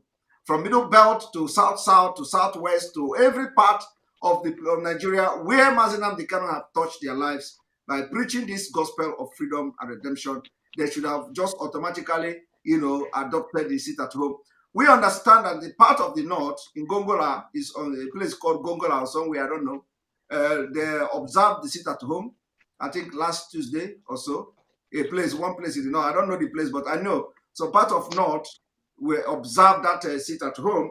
Maybe they have the presence of Biafra people, or they have some kind of connection with Biafra. I don't know, but I think I have seen a video or a picture where some part of northern Nigeria, some place either in the middle belt or so, observe a sit at home for nnamdi Kanu. So we are trying to see how this sit at home will spread to other parts, because nnamdi Kanu did not fight for Biafra alone.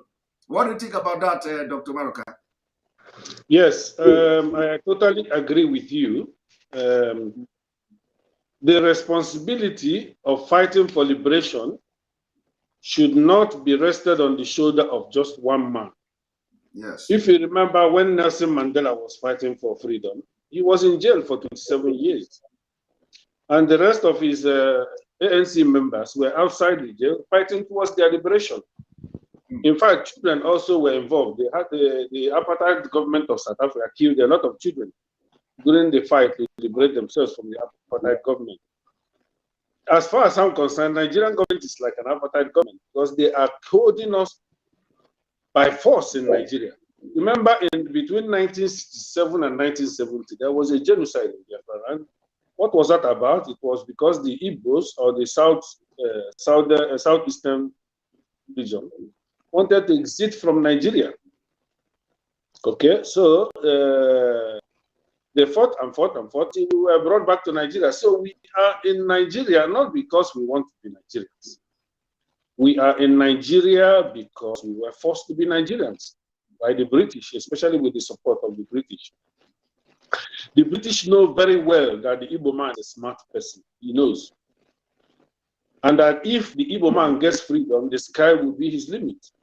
So that's why they are truncating that effort towards liberation by the Igbos. They know what the Igbo man can do. They would prefer a tribe like the Hausa Fulani to be controlling Nigeria because they can easily be deceived. So, as like my friend said, my friend from Germany said, our people back home have decided to sit at home, and we must respect their choice. This is a democracy. The shop is their shop. The business is their business. They have to sit at home. What is your problem? Why are you complaining? Exactly. So you are complaining because from the evil state called Nigeria. If any Igbo, in fact, any Nigerian that is happy with Nigeria, for me, is not a good human being. Because Nigeria is what? Nigeria is one of the worst places to live on earth. When Chinua Achebe was alive, he said that Nigeria is one of the worst places to live in. And this was a statement he made as far back as 1980s. 20 years down the line, when we were expecting that things would get better, Nigeria got worse. Do you know that people go to Nigerian banks and withdraw fake currencies, fake currency. Nigerian bank will dispense. Are you serious? Fake currency in the, yes, fake currency in ATM. This is how bad Nigeria has been. No electricity, no water. One Nigerian actress. One Nigerian actress, I remember one Mrs. Okorafo. She went to France on a holiday. The cash received from Nigerian bank, a bank in Nigeria, which she has refused to mention, about 500 euros. 500 euros out of the 2,000 euros she was given, dispensed by a Nigerian bank. They are fake. And she went about spending it in France until she was arrested. Are you serious? She was able to prove, yes, she was able to prove that the currency actually came from a Nigerian bank. And that was how she was released. Otherwise, she would be in jail by now. This is how rotten the state has become. Why are the Igbos complaining? Why are the Igbos complaining? We have no federal roads. From Port Harcourt to Enugu Road is bad. From Onitsha to Enugu Road is bad. All the federal roads, none of them is functioning. Ordinary roads that people take for granted in other civilized states is a problem in Nigeria. There is no constant electricity. How can you develop a country without constant electricity? How do you advance technologically without constant electricity? It's impossible. How do you even make money as a businessman without constant electricity? Because half of your income will be going towards servicing the fuel, the fossil fuel that you're on to keep your generators going. No hospitals are working. No hospitals. Your president goes on treatment in UK every now and then, and you are not ashamed. Tinubu has been in London for nearly 2 months now, attending to his health, but there are no good hospitals in Nigeria.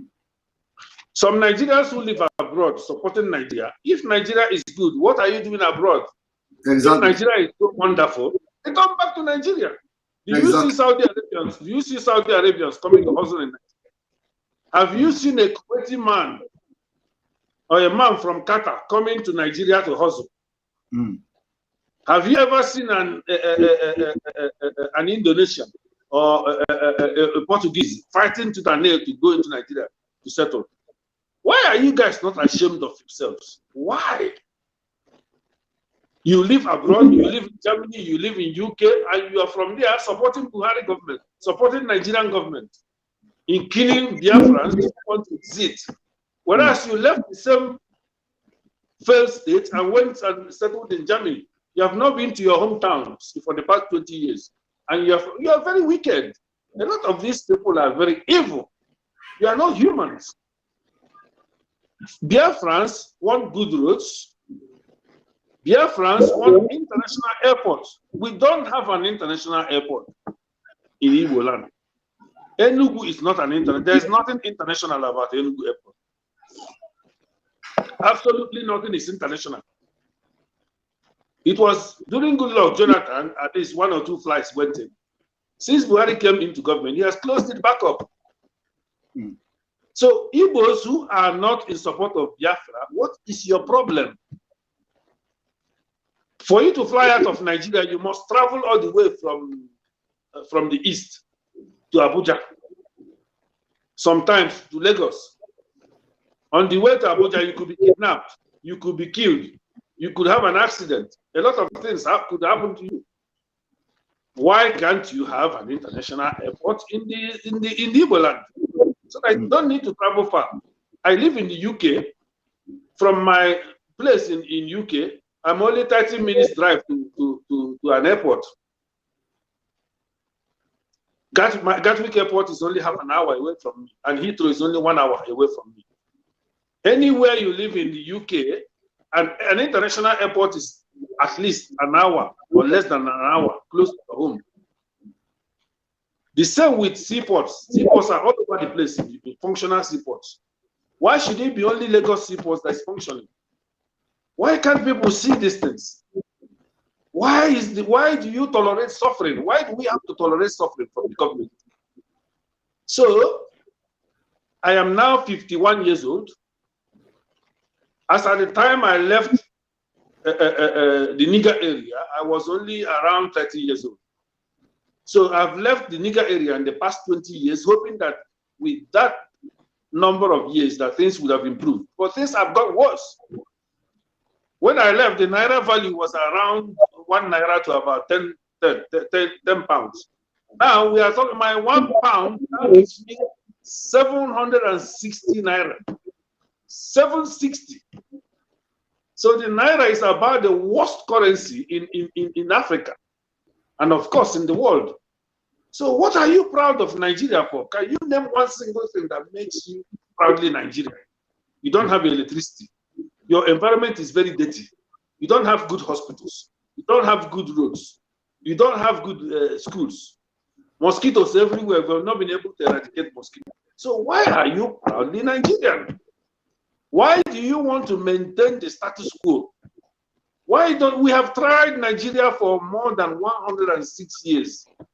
Let us try something else. Let us go our separate ways and try something different so that we know who and who has been pulling us backwards. The other day, I learned that Zamfara State generated 76 million naira in 8 months. Zamfara State, a whole state, generated 76, something I can generate as an individual. I can generate 76 million from my private businesses in 8 months. This is what Zamfara State generated. And you know what? The same Zamfara State received 4.6 billion in those 8 months. And of course, you know, the 4.6 billion will be shared among their politicians, and the status quo continues. Okay? And where does this 4.6 billion comes from? From my region. Yes. From the crude oil sales in South and Southeast, and from the taxes that we pay. So these regions, especially most of them in the north, are dragging us backwards. If you give 4.6 billion to Anambra State, we can build an airport with that. We can build a better schools with that. So allow us to use our resources. Go and manage your own resources. We were not one before the British came. We were not one united before the British. That's why I keep telling people that Nigeria is not a nation. A nation is defined as a group of people united by language or culture or tradition or religion. One of them. But we have none of these things uniting us. So we are not a nation. I want to call it a mere geographical expression created by the British. So the only reason why some people are hell-bent on Nigeria is because of the crude oil in South and Southeast. Nothing more, nothing less. If this crude oil and gas and so on were found in the North could have gone their way a long time ago. In fact, before the Biafra war, the North wanted to secede from Nigeria. You remember the Araba? You remember the Araba? They were, yes. They were, until the British, again, the same British monsters told them that, where are you going? You guys have nothing. There's crude oil. There is gas in Biafra. Why don't you stay? And that has been the case from then till now. When you saw Buhari's son's wedding, you saw the number of private jets that came there. Do you know how much it takes to buy one private jet and to maintain it? Where is the money coming from? From the stolen oil money. This is why they want one Nigeria. They don't want one Nigeria to make the common man happy. Yes. They want one Nigeria so that just a few of them will be enjoying the oil wealth. And this is wickedness. It has come to a time, I am ready to die for Biafra. I am not afraid of death. If I die, another person will come up, other people will come up and continue the struggle until we get liberated. Now that our eyes have opened, we know that Nigeria is our problem. Our problem is nothing more but Nigeria. Yes. And Nigeria has to end. Nigeria must end.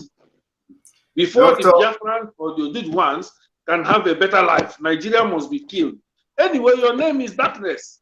Your name is area of darkness, nigger area, dark area, black area. That is your name. So how do you expect to? Because people keep saying, what is in a name? What is in a name? There's a lot in a name. If you read the Bible or some of the religious books, God changed some people's name. Like Jacob was changed to Israel.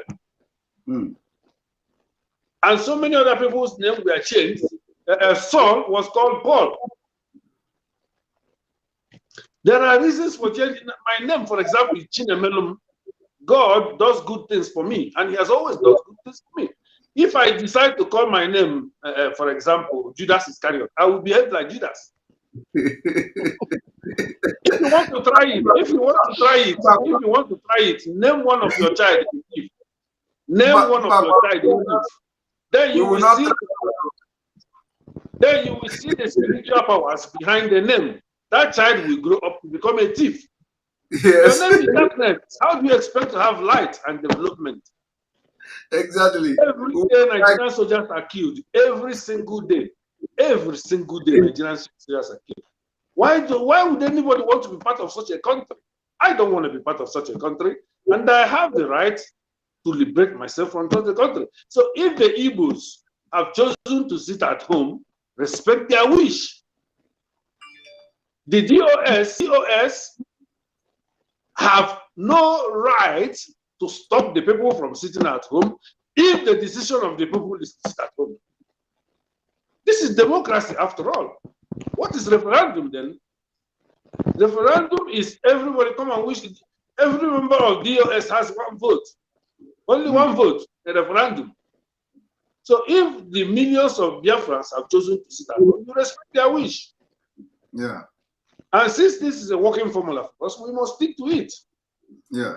So please, I will stop at the moment and allow others to join in. I greet you. I greet you, Doctor. I greet you so much. This our working formula is working very well. Before I bring you my brother Anulike, I want to play a video in respect to what Doctor have said. You know, when he's talking, I'm doing some research so that we will back up whatever he said with you know, evidence. Our own is that we are evidence based. We are not just talking. Even if you are a guest here, as you talk, I will back up what you say with evidence. So on that note, I'm going to bring the video.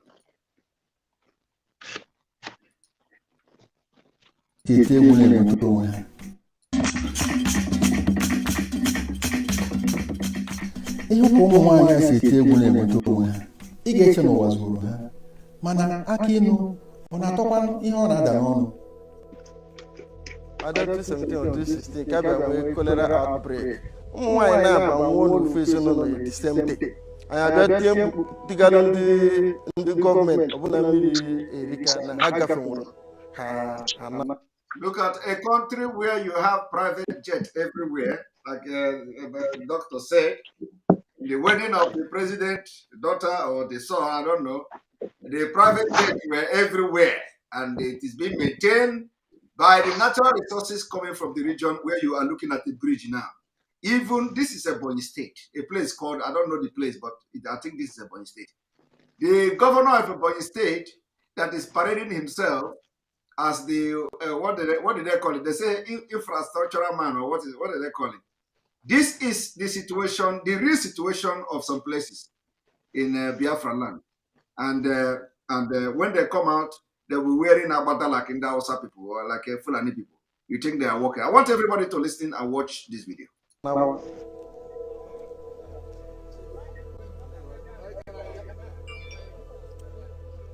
ebe a ka anyị doro ụgbọala anyị na-akwadozi iji ụkwụ gafee isi agba akadoro Arụbeleke bụ ebe anyị ga-eji ọkpa gaa ihe dị ka 1 kilomita na ụma tupu anyị abanye n'ime obodo ha. 2021, 21st century. They say the place name is what? Wait. The place name is Elubeleke Dina Okuku. Ochichi Ezanot in Ebonyi State. Ezanot in Ebonyi State.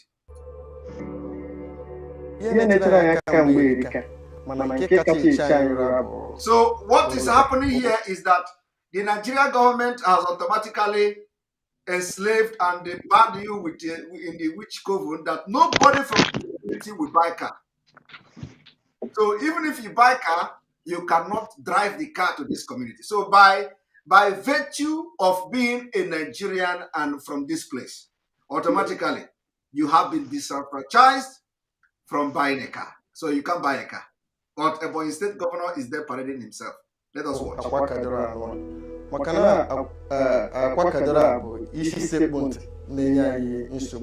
Dịka enweghị ọkụ enweghị ụzọ ife n'obodo anyị fụna ndị na-abụkwa erika mmiri zo ma ọ bụ ha elecha ha ọfụma ụkwụ mechara ha daa n'ihe ha agbajie aka ma ọ bụ ụkwụ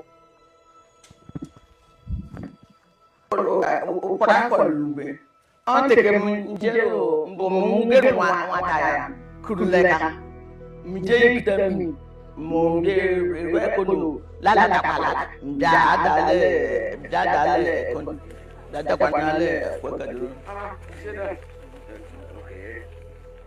Milizo, I thought for the So for those watching, what they are explaining here is that on this thing you see here, where Ebonyi State Governor is parading himself, on this bridge, all the women and the men that you see limping, all as a result of this bridge. So it means that for you coming from this village, when you get old, you are going to be limping like this because immediately there is rainy season, you will be falling and there is going to be a lot of dislocation. You'll be having leg fracture, and as a result of this, there is no government, there is no presence of government in this place. Not, in fact, these people they don't even know whether they are in Nigeria or they are in a different world. But Ebonyi State Governor is making billions every day and parade himself, go to Abuja every day, and these people also voted for him. Watch.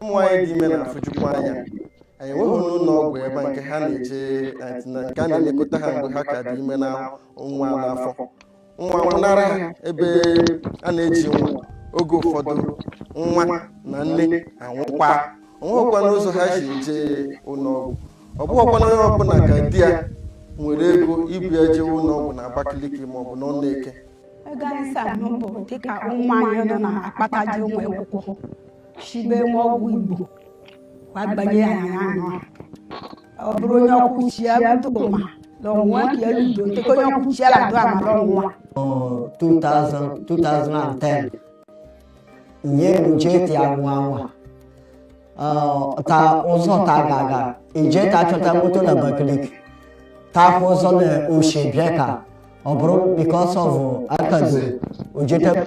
Don't sit at home. It is destroying the economy. The Southeast is losing 10 billion. We are going to constitute committee. The IPOB have suspended the sit at home. Everybody must come out. The sit at home is destroying the economy. Is it the sit at home that stopped the government from having their presence in this community? The answer is no. The answer is no. And every election, they do everything possible to penetrate and go to this community, and they are voting. And people are dying, and they are doing nothing. But the state governor also have enjoyed the support and the vote from this particular community. Let us watch.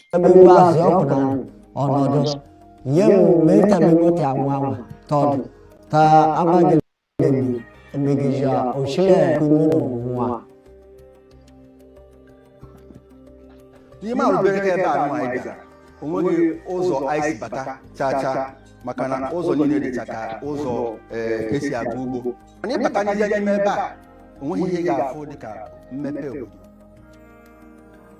Agamakwụkwọ ebe a bụkwa ihe iche aka mgba maka skuul anyị nwere praịmarị skuul anyị nwere ebe a bụ na ndị niile si azụ ebe a agaghị skuul ka a na-arapụ ka ha too nke ga-abụ na ha daa egodo na mmiri a na ha a ga-apụtanwu dịka mụnwa na onwe m amụ ebe a too ebe a tupu m gaa primary school anọtụcha m ihe dịka 12 years. Are you hearing that? That before Wow. he could go to school, before he could go to school, this is Nigeria, where they are telling you don't sit at home. Before you could go to school, you have to Primary school. Primary school. You have to spend 12 years so that to protect you from falling into that water.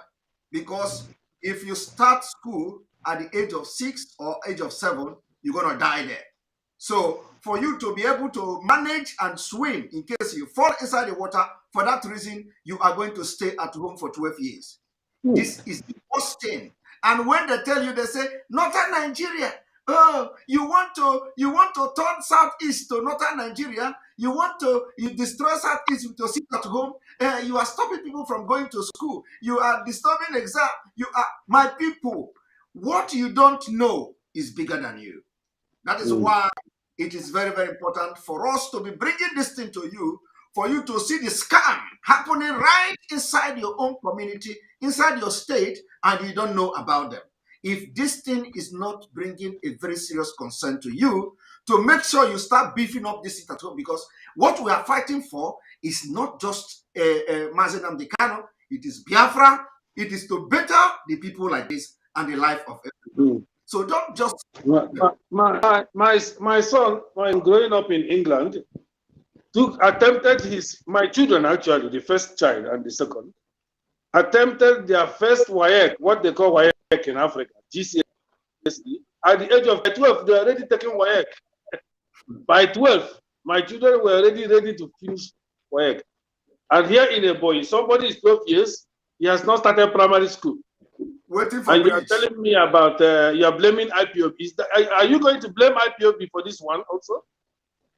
Are you going to blame IPOB for the video we have just watched? And this one is in the village. These ones are in the village, in remote areas. How about in the cities like Aba, Owerri, Onitsha, Omai?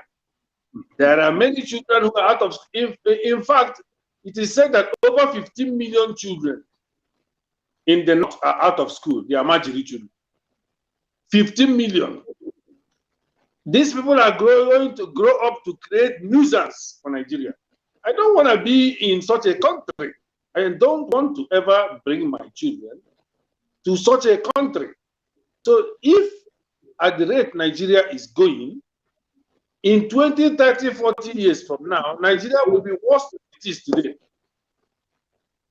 So this is the time for us to break away from the evil state called Nigeria. Exactly. If we miss the opportunity now, we might not recover for the next 4, 5, 6 generations. Exactly. Because there is no future for Nigeria. There is no hope for Nigeria. No. Absolutely no. Forget there is absolute. And the people dragging us back, as far as I'm concerned, are the northerners. Yes. They are unproductive. They are violent. They are not people you should associate with. Okay, imagine if crude oil is no longer of much value. Imagine the petrol price drops to $5 per barrel. The whole northerners will rush down to the south and be creating nuisance and violence. They are already used to violence. See how they brought Buhari to power. They brought Buhari to power through violence. Do you know that in 2011, I can never forget that incident. Because Buhari lost an election to Jonathan, 11 youth coppers were butchered to death. Butchered. Some of them doctors, some of them lawyers, some of them engineers, who came to serve them in the north. They were not there for politics. They were not there for religious activities. They were not there for business. They were posted by the country to go and serve their country. It's just like my son, after finishing from England, is posted to go and serve in Scotland. And an Englishman loses an election in Scotland, and my son is butchered with knife, cutlass, cut into pieces for no reason other than the fact that an Englishman lost an election. This was and then you want me to be in such a country. So imagine if Buhari had lost again in 2015, the amount of bloodshed that would have put it. Yes. Nigeria is only peaceful when a northerner is ruling. Nigeria is, the northerners are calm only when a northerner. Imagine the amount of soldiers dying in the north every single day, and every northerner keeps quiet. Yes. None of them. None of them are talking. Yesterday, but during Jonathan, any bomb that goes anywhere, and they are the ones bombing. Remember, they are the ones who put in the bombs. The same northerner. Jonathan has destroyed Nigeria. Hey, Jonathan, hey, this man must go. He cannot look. But every day since Buhari came to power, people are dying everywhere. You know, in Kaduna, in Katsina State, in Sokoto, in Zamfara, everywhere people are dying, and every northerner keeps quiet. Yes, like nothing is happening. Now, I exchanged yesterday. I exchanged £1 for 760. Imagine if it was a southerner. Hey, he has killed our currency, our currency. You see the news everywhere. Nigeria will go up in flame. But everybody's keeping quiet because another is ruling. So, this is why I will die fighting for that. I will stick because I know that we cannot with these people. These people are primitive. They are violent. They are too aggressive. They cannot function with normal human beings. They cannot coexist with normal human beings. So let them stay on their own and practice whatever they want to practice and manage their lives the way they want. Don't be dragging the rest of us behind. At the amount of, look at Bayelsa State. There's no development in Bayelsa. Look at all the community. Look at the whole of South. It's all in shambles. There is absolutely nothing going on in it. Whereas the amount of money that has been made from the crude oil in the South can build Dubai 2 times. Because Dubai development is less than 30 years. Less than 30 years. This Dubai you are seeing today was built in less than 30 years. Whereas Nigeria has been milking oil from the South for nearly 60 years. And nothing to show for it. My anger with the Southerners is that they are not even complaining. I don't know whether there is something wrong with the black man. I just don't know whether there is something fundamentally wrong with this one. Fulani cow meat and voodoo is working. They do some incantation in the cow meat before they sell it. I don't know. South have absolutely. Do you know that? Do you know that some people live? Do you know that some people still live in shanks in South? They live on top of water, built with plywood. Let me continue this video. Just one moment.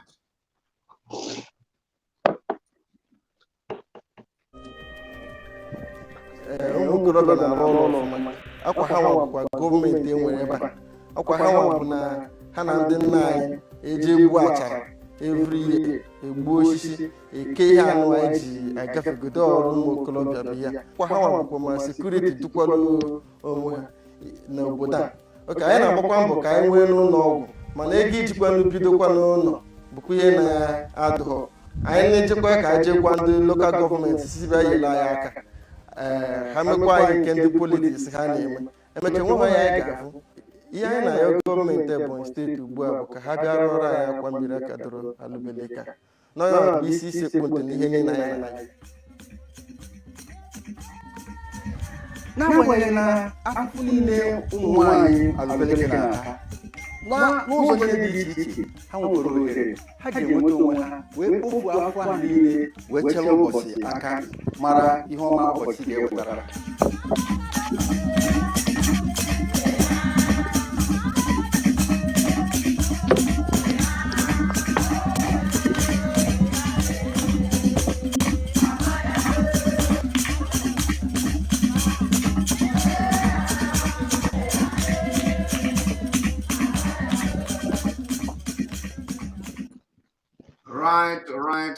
right. Mazi Anonike, can we hear from you? Yes. You know, I'm just listening and listening and watching all these videos. Yes. You know, one thing is sure. One thing is like our late supreme leader said, Odumegwu Ojukwu. He said that we've tried to live in Nigeria created by Britain. It is not working. It's not working, It and is it's never time. gonna work. It's not working. It's It never is gonna work. time Nigeria is never to gonna work. revisit the main foundation of this country. Nigeria is not. And this is Nigeria is Nigeria is never not gonna going to work. work. It is not created to work for you. This is what you have to know. This is what you have to understand. Nigeria has never been created to work for you. Nigeria was created for the economic growth of Britain, and they have taken what they need and they left. They left you. And now it is time for us to know that it left for us to build our own country, our own nation. So this is what we are talking about. And I want to use this opportunity right now to make it clear. Let me use some of our names or the names of our people like Chimamanda Adichie, one of our great writers. We respect you and we are calling upon you. I saw you last time you came to Germany and start to ask our chancellor what is Siemens doing to rebuild the light, the electricity in Nigeria. Look, they can't do anything. They can't do anything. They have their own problem here in Germany. So I am calling upon them, all these our so-called people in the high places, given opportunity to be speaking. You people should speak for the liberation of your people. Like Chimamanda Adichie, you have to speak for us. And we are calling upon our lady, our mother, Ngozi Okonjo-Iweala. We respect you, you know, we respect you. We said it is time for you to speak up. It is time for you. You cannot close your eyes and say that you don't see what is going on. No, not at all. It's not possible. You have the power. You can speak to the people. We are looking and requesting for referendum. We don't want to kill anybody. We don't want to fight. People have died enough. Now it is time to say, let the nations that are caged, that are imprisoned in Nigeria, come together and liberate themselves. And we Biafrans, we are stepping forward to say that we need a referendum. Why do we say that we need a referendum? Although we have had a referendum, 1967 to 1970, we have our own country, but we don't want to force each and every one of us to say that Biafra is forced in your hand if it's not because of war. No, it is time. Even these elections that are taking place, I will even suggest that this election should be 3 places. Do we want to remain in Nigeria? Do we want a referendum? And this is it. This is the two. In fact, before the election, I am suggesting this is what is going to happen. We need to vote for referendum. Finish. We are here to build our nation. We are ready to build our nation because Nigeria is too big for the people that are managing it to take care of it. It's too big. They can't manage it. They can't manage it. They can't manage They can't. It's too big. Yeah. It's too big. Yes. So you need to chew what you can be able to swallow. I believe it's time for it's too big. Look at if you look the nations in Europe here, look at Luxembourg. Luxembourg is just a small nation, but they are great. So thank you very much. We can continue. Let me give chance to our doctor to speak, please. Yeah. Thank you. Talking about size of nations. Okay. Like I always put out on my Facebook page. How great a nation becomes is not dependent on the size of the nation. And I will give instances. Can you compare Israel with Nigeria by any standard? No. Israel is less than 10 million people, and the size of Israel is less than Igbo land. Can you compare Nigeria with the United Arab Emirates? No. And even in the United Arab Emirates, the one that is most prosperous among the there are 7 emirates that make up the United Arab Emirates. One of the emirates is Dubai. And then, of course, you have Sharjah and you have Abu Dhabi and so on. Dubai accommodates the whole world. The whole world fits into Dubai. Do you know the amount of people that visit Dubai on a daily basis from around the world? And yet, Dubai is not bigger than Aba and Owerri put together. And yet, it can accommodate the world because they are building skyscrapers. So it's not dependent on the size. Look at Monaco. How big is Monaco? Like my friend said, how big is Luxembourg? How big is Austria? How big is even Germany? Germany is about 70 or 80 million people. How big is England? England is a very small place, but they are ruling the world. How big are all these countries? So it's not dependent on the size of. How big is Singapore? How big is Malaysia? Malaysia that came to our Africa to take that came to southern Nigeria to take palm oil, palm tree. Today, Malaysia is the largest exporter of palm trees, palm kernel, palm oil, and all palm products. Malaysia is the largest in the world. The oil I'm using in England, if you look at the car, you will see made in Malaysia, palm oil, made in Malaysia. So we have everything in Igbo land to be great. We have the technologically minded people, we have hardworking people, we have entrepreneurs. All we need is steady light, seaports, airports, and we are good to go. That's all we need. And Nigeria has refused that we should have these things. Nigeria has refused that we should have these things. I don't need to be in a country of 200 million useless people. 200 million, but out of that 200 million, less than 5 million of them are productive. Of what is the benefit of having 200 million unproductive people? So of no benefit, and yet more and more are coming up. Like I mentioned, the Amajiris. There are 15 to 30 million Amajiris out of school. What do you think is? Yeah, Doc, we are in trouble. They are already growing in violence. Doc, we are in trouble. Nigeria is in trouble. They don't know what is ahead of them. The only education they have is violence. That's all they've been taught, how to use violence to get what they want. If you don't educate your child and you teach him how to use AK-47, he grows up knowing everything he knows about it. Because if you look at Nigerian history, the North has got everything they have got through violence. So the children have been taught that you go to school.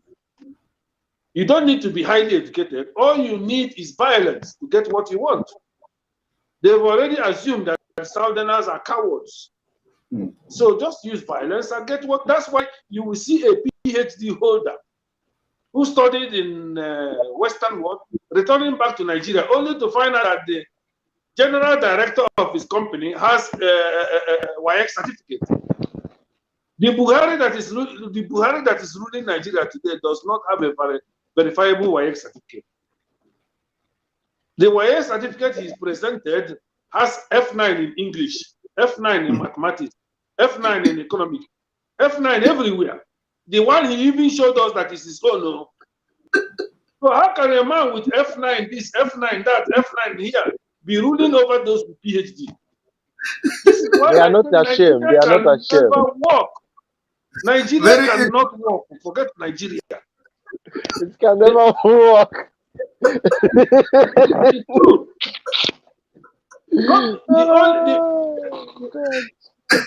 Let's go through the leaders of it.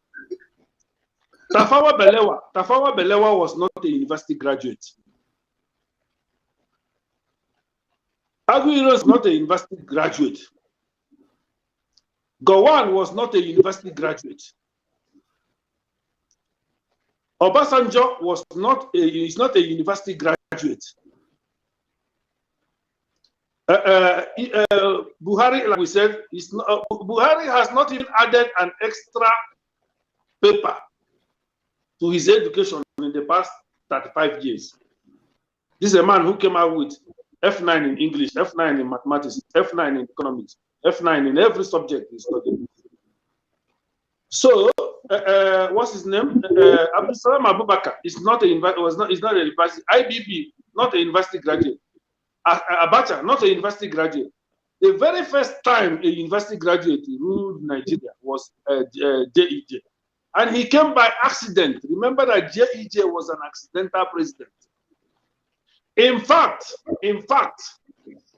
all the Southerners who have ever ruled Nigeria came by accident. All of them. Obasanjo came to national limelight because Murtala Mohammed was assassinated. That was what brought Obasanjo to our national limelight. If Murtala Mohammed was not killed, we will not know who is Obasanjo. He would have gone into oblivion.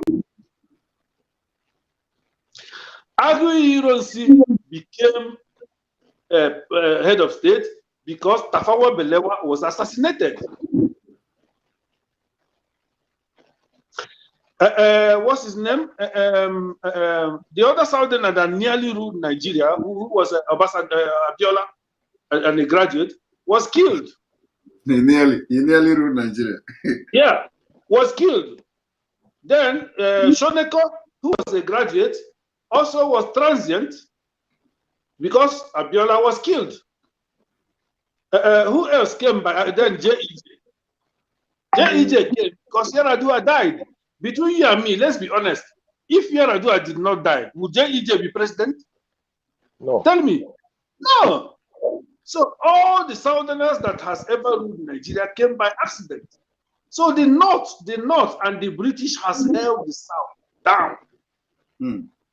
And they have insisted that we must remain in this bondage, whether we want it or not. To my greatest annoyance, the Southerners don't understand the bigger picture. They're always looking at PDP, APC, PDP. Their mind is limited to around APC, PDP. That's all they know. Illiteracy, ignorance. They are not looking at the wider picture and why Nigeria is the way it is. No, Doc, look, let me tell you, they are just looking to where to go and steal money. Where can they go and steal money? That is all. So this then justifies Biafra. This then justifies Biafra. Because if you remember, when the Biafrans were allowed to rule themselves, we had men like Dr. Michael Okpara. We saw what Michael Okpara achieved in less than 4 years. Yes. In fact, Michael Okpara's achievements in less than 4 years still lingers till date.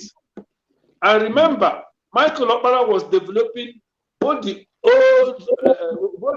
South and Southeast.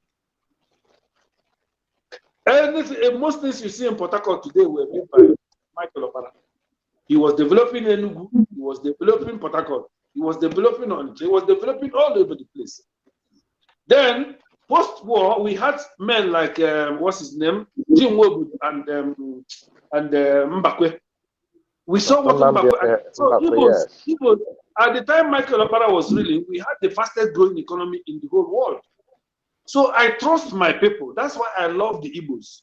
I am very proud of the Igbos. I know that we can achieve much more if we are independent than if we remain in Nigeria. Of course, we will not allow men like Okorocha, men like all these men ruling us. Igbos will not tolerate them. I know what my people can achieve. Igbos are always going for the best. Exactly. Igbos don't like substandard. If you are not good enough, they kick you out. But what we have ruling us now are men imposed on us by the Northern Caliphate. Look at what happened to Imo. After the Imolites voted, what happened?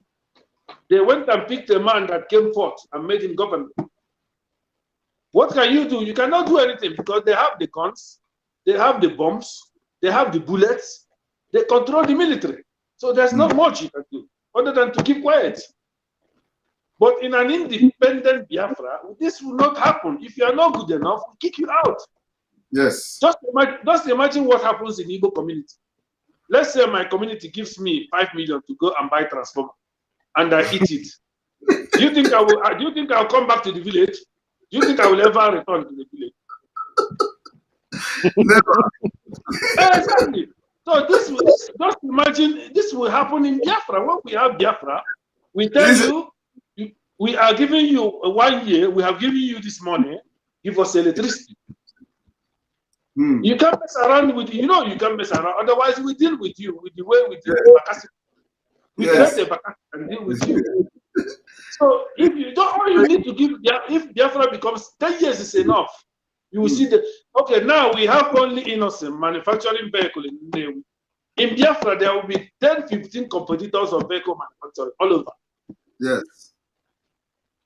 You will see a lot of our people coming back from diaspora to come and invest, but they can't invest in Nigeria because Nigeria is a failed state.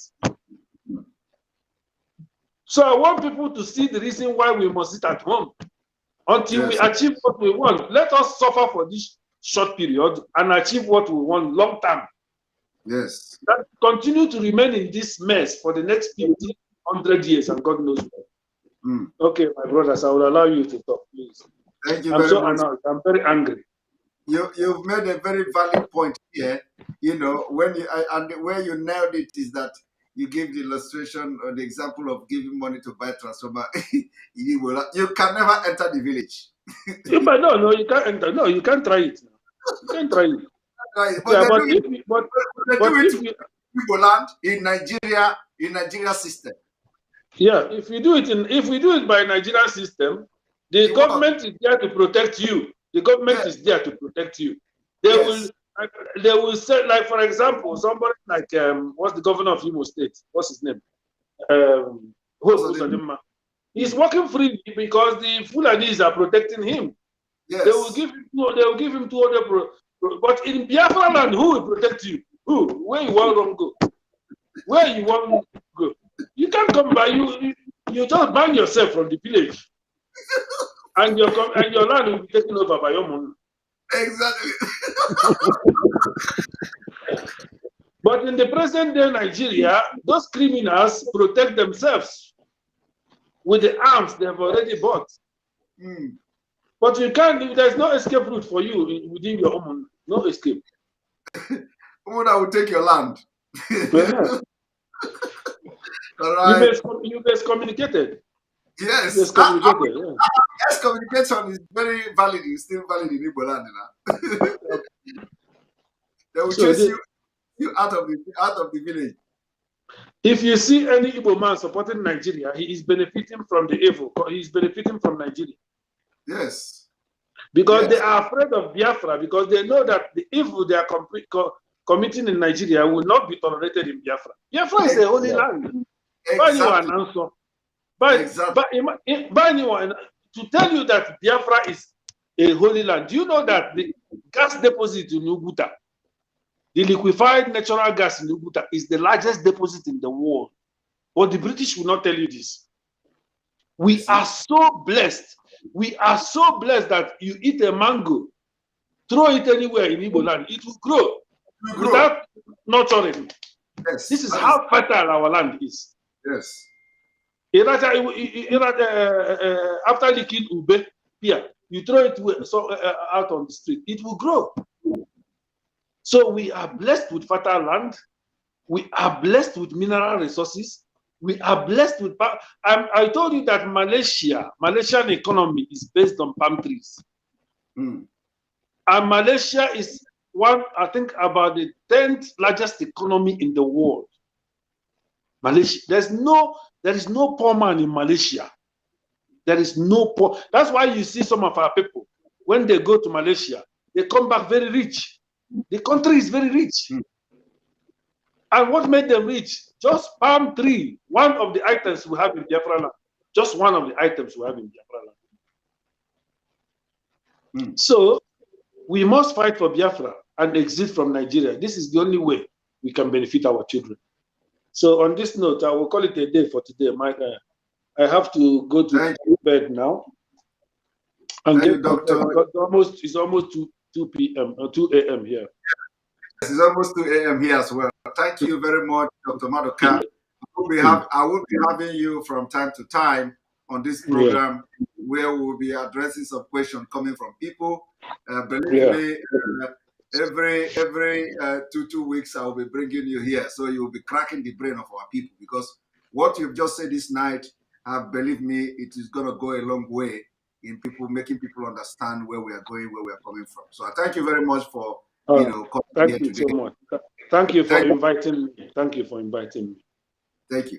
Anonike, can you give us your closing speech? Yes, my closing speech. Normally, our topic is: should we continue on visit at home movement? Our people have engaged themselves, and we should not forget this. And I believe that the will of our people must be respected. Nobody is forcing you to sit at home.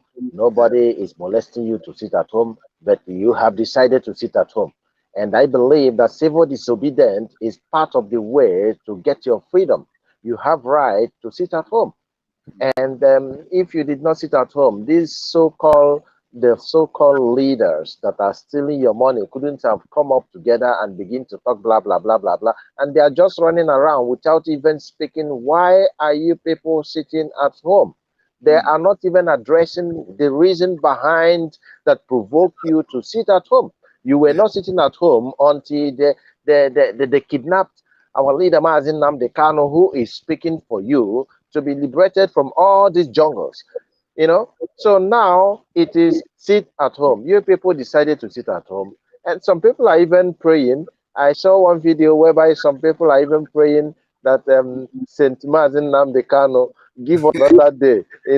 I was just laughing. They say they want even they even want to. They are ready to increase the sit at home, but maintain this first sit at home, because we need to chew what we can be able to swallow.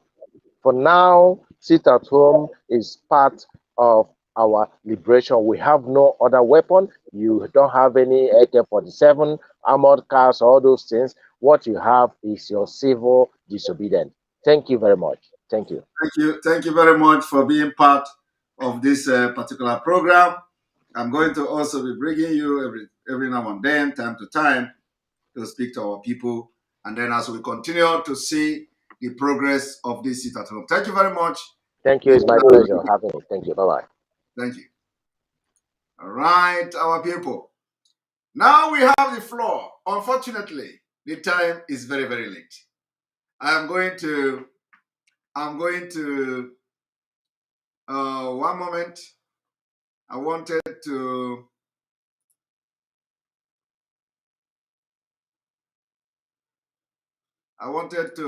bring this. I wanted to play this video, for a close. This has been a wonderful program. So for us to end the program, I'm going to end the program with this video.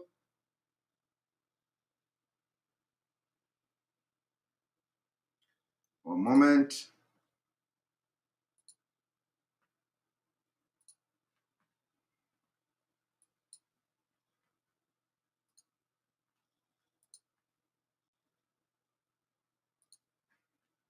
Nnamdi Kanu Biafra, Nyewa Holiday. Nnamdi Kanu Biafra, Nyewa Holiday. Nnamdi Kanu Biafra, Nyewa Holiday. Inya Monday, Nyewa Tuesday, Nyewa Holiday. Nnamdi Kanu Biafra, Nyewa Holiday. Emeriti po Wednesday na holiday, Nyewa Holiday. Nnamdi Kanu Biafra, Nyewa Holiday. Tipa Thursday, Friday na Saturday, Nyewa Holiday. Nnamdi Kanu Biafra, Nyewa Holiday. Saturday whole week, holiday, Nyewa Holiday. Nnamdi Kanu Biafra, Nyewa Holiday. Nyewa Holiday, what's doing? Nnamdi Kanu Biafra, Nyewa Holiday. Nnamdi Kanu Biafra, Nyewa Holiday. Nnamdi Kanu Biafra, Nyewa Holiday. Inya Monday, Nyewa Tuesday, Nyewa Holiday. Nnamdi Kanu Biafra, Nyewa Holiday. Emeriti po Wednesday na holiday, Nyewa Holiday. Nnamdi Kanu Biafra, Nyewa Holiday. Tipa Thursday, Friday na Saturday, Nyewa Holiday. Nnamdi Kanu Biafra, Nyewa Holiday. Saturday whole week, holiday, Nyewa Holiday. Nnamdi Kanu Biafra, Nyewa Holiday. Nyewa Holiday, what's doing? Nnamdi Kanu Biafra, Nyewa Holiday. Nnamdi Kanu Biafra, Nyewa Holiday. Nnamdi Kanu Biafra, Nyewa Holiday. Inya Monday, Nyewa Tuesday, Nyewa Holiday. Senti Nnamdi Kanu dị asọ nyewa ya holiday. Emegiti ikwu Wednesday na the holiday nyewa ya holiday. Senti Nnamdi Kanu dị asọ nyewa ya holiday. Tikwa Thursday, Friday na Saturday nyewa ya holiday. Senti Nnamdi Kanu dị asọ nyewa ya holiday. Fact the whole week holiday ooo nyewa ya holiday. Senti Nnamdi Kanu dị asọ nyewa ya holiday. Nyewa ya holiday ụtụtụ ehihie abalị. Senti Nnamdi Kanu dị asọ nyewa ya holiday. Senti Nnamdi Kanu dị asọ nyewa ya holiday. Senti Nnamdi Kanu dị asọ nyewa ya holiday. Inye anyị Monday nyekwa anyị Tuesday nyewa ya holiday. Senti Nnamdi Kanu dị asọ nyewa ya holiday. Emegiti ikwu Wednesday na the holiday nyewa ya holiday. Senti Nnamdi Kanu dị asọ nyewa ya holiday. Tikwa Thursday. All right. Here we go. So those of you watching, I can't even see myself anymore. I think the program is something else. So thank you very much for watching. May God bless you. May God bless you. May God bless you. May God bless Biafra. May God bless Oduduwa. May God bless Middle Belt. May God bless Ambazonia. May God bless IPOB worldwide. May God bless Nnamdi Kanu. May God bless ESN. May God bless Sunday Igboho. May God bless all Oduduwa agitators. May God bless all of you that are fighting for freedom. May God bless you watching this night. And may all the things we have shared and all the exposition we have made, may you meditate on them. And may some of the things you've listened to this program today change your life for good. For those who are being used as agent of distraction, may you find peace with God so that you will not allow yourself to be used again as agent of disunity and agent of distraction. Those who have tried to sow seed of discord, hiding under oath, as you said, if you were lying, may the oath also do with you as you wishes and as you prayed for. On this note, I will say good evening and have a very good night. Also, see you tomorrow. Tomorrow we are going to continue our prayer for our leader, Obi. Thank you very much, Abuchis Obi. Thank you very much for this your over super chat. This is what I call over super chat. Thank you very much for supporting this page. Mazi Simon Epa, thank you. Keep it up. I'm going to keep it up. I will continue to keep it up until Biafra come. I appreciate you all. Thank you for your prayer. Thank you for your word of encouragement. We are unshaken, unshakable, indestructible. We are undivisible. Nobody can divide us. The Biafra, IPOB, will continue to be strong, and we will continue to respect and give respect and kudos to our DOS. They are our leader instituted, and they are going to be there, and we will continue to accord that respect to them. And I say, on this note, may God bless you. Good night.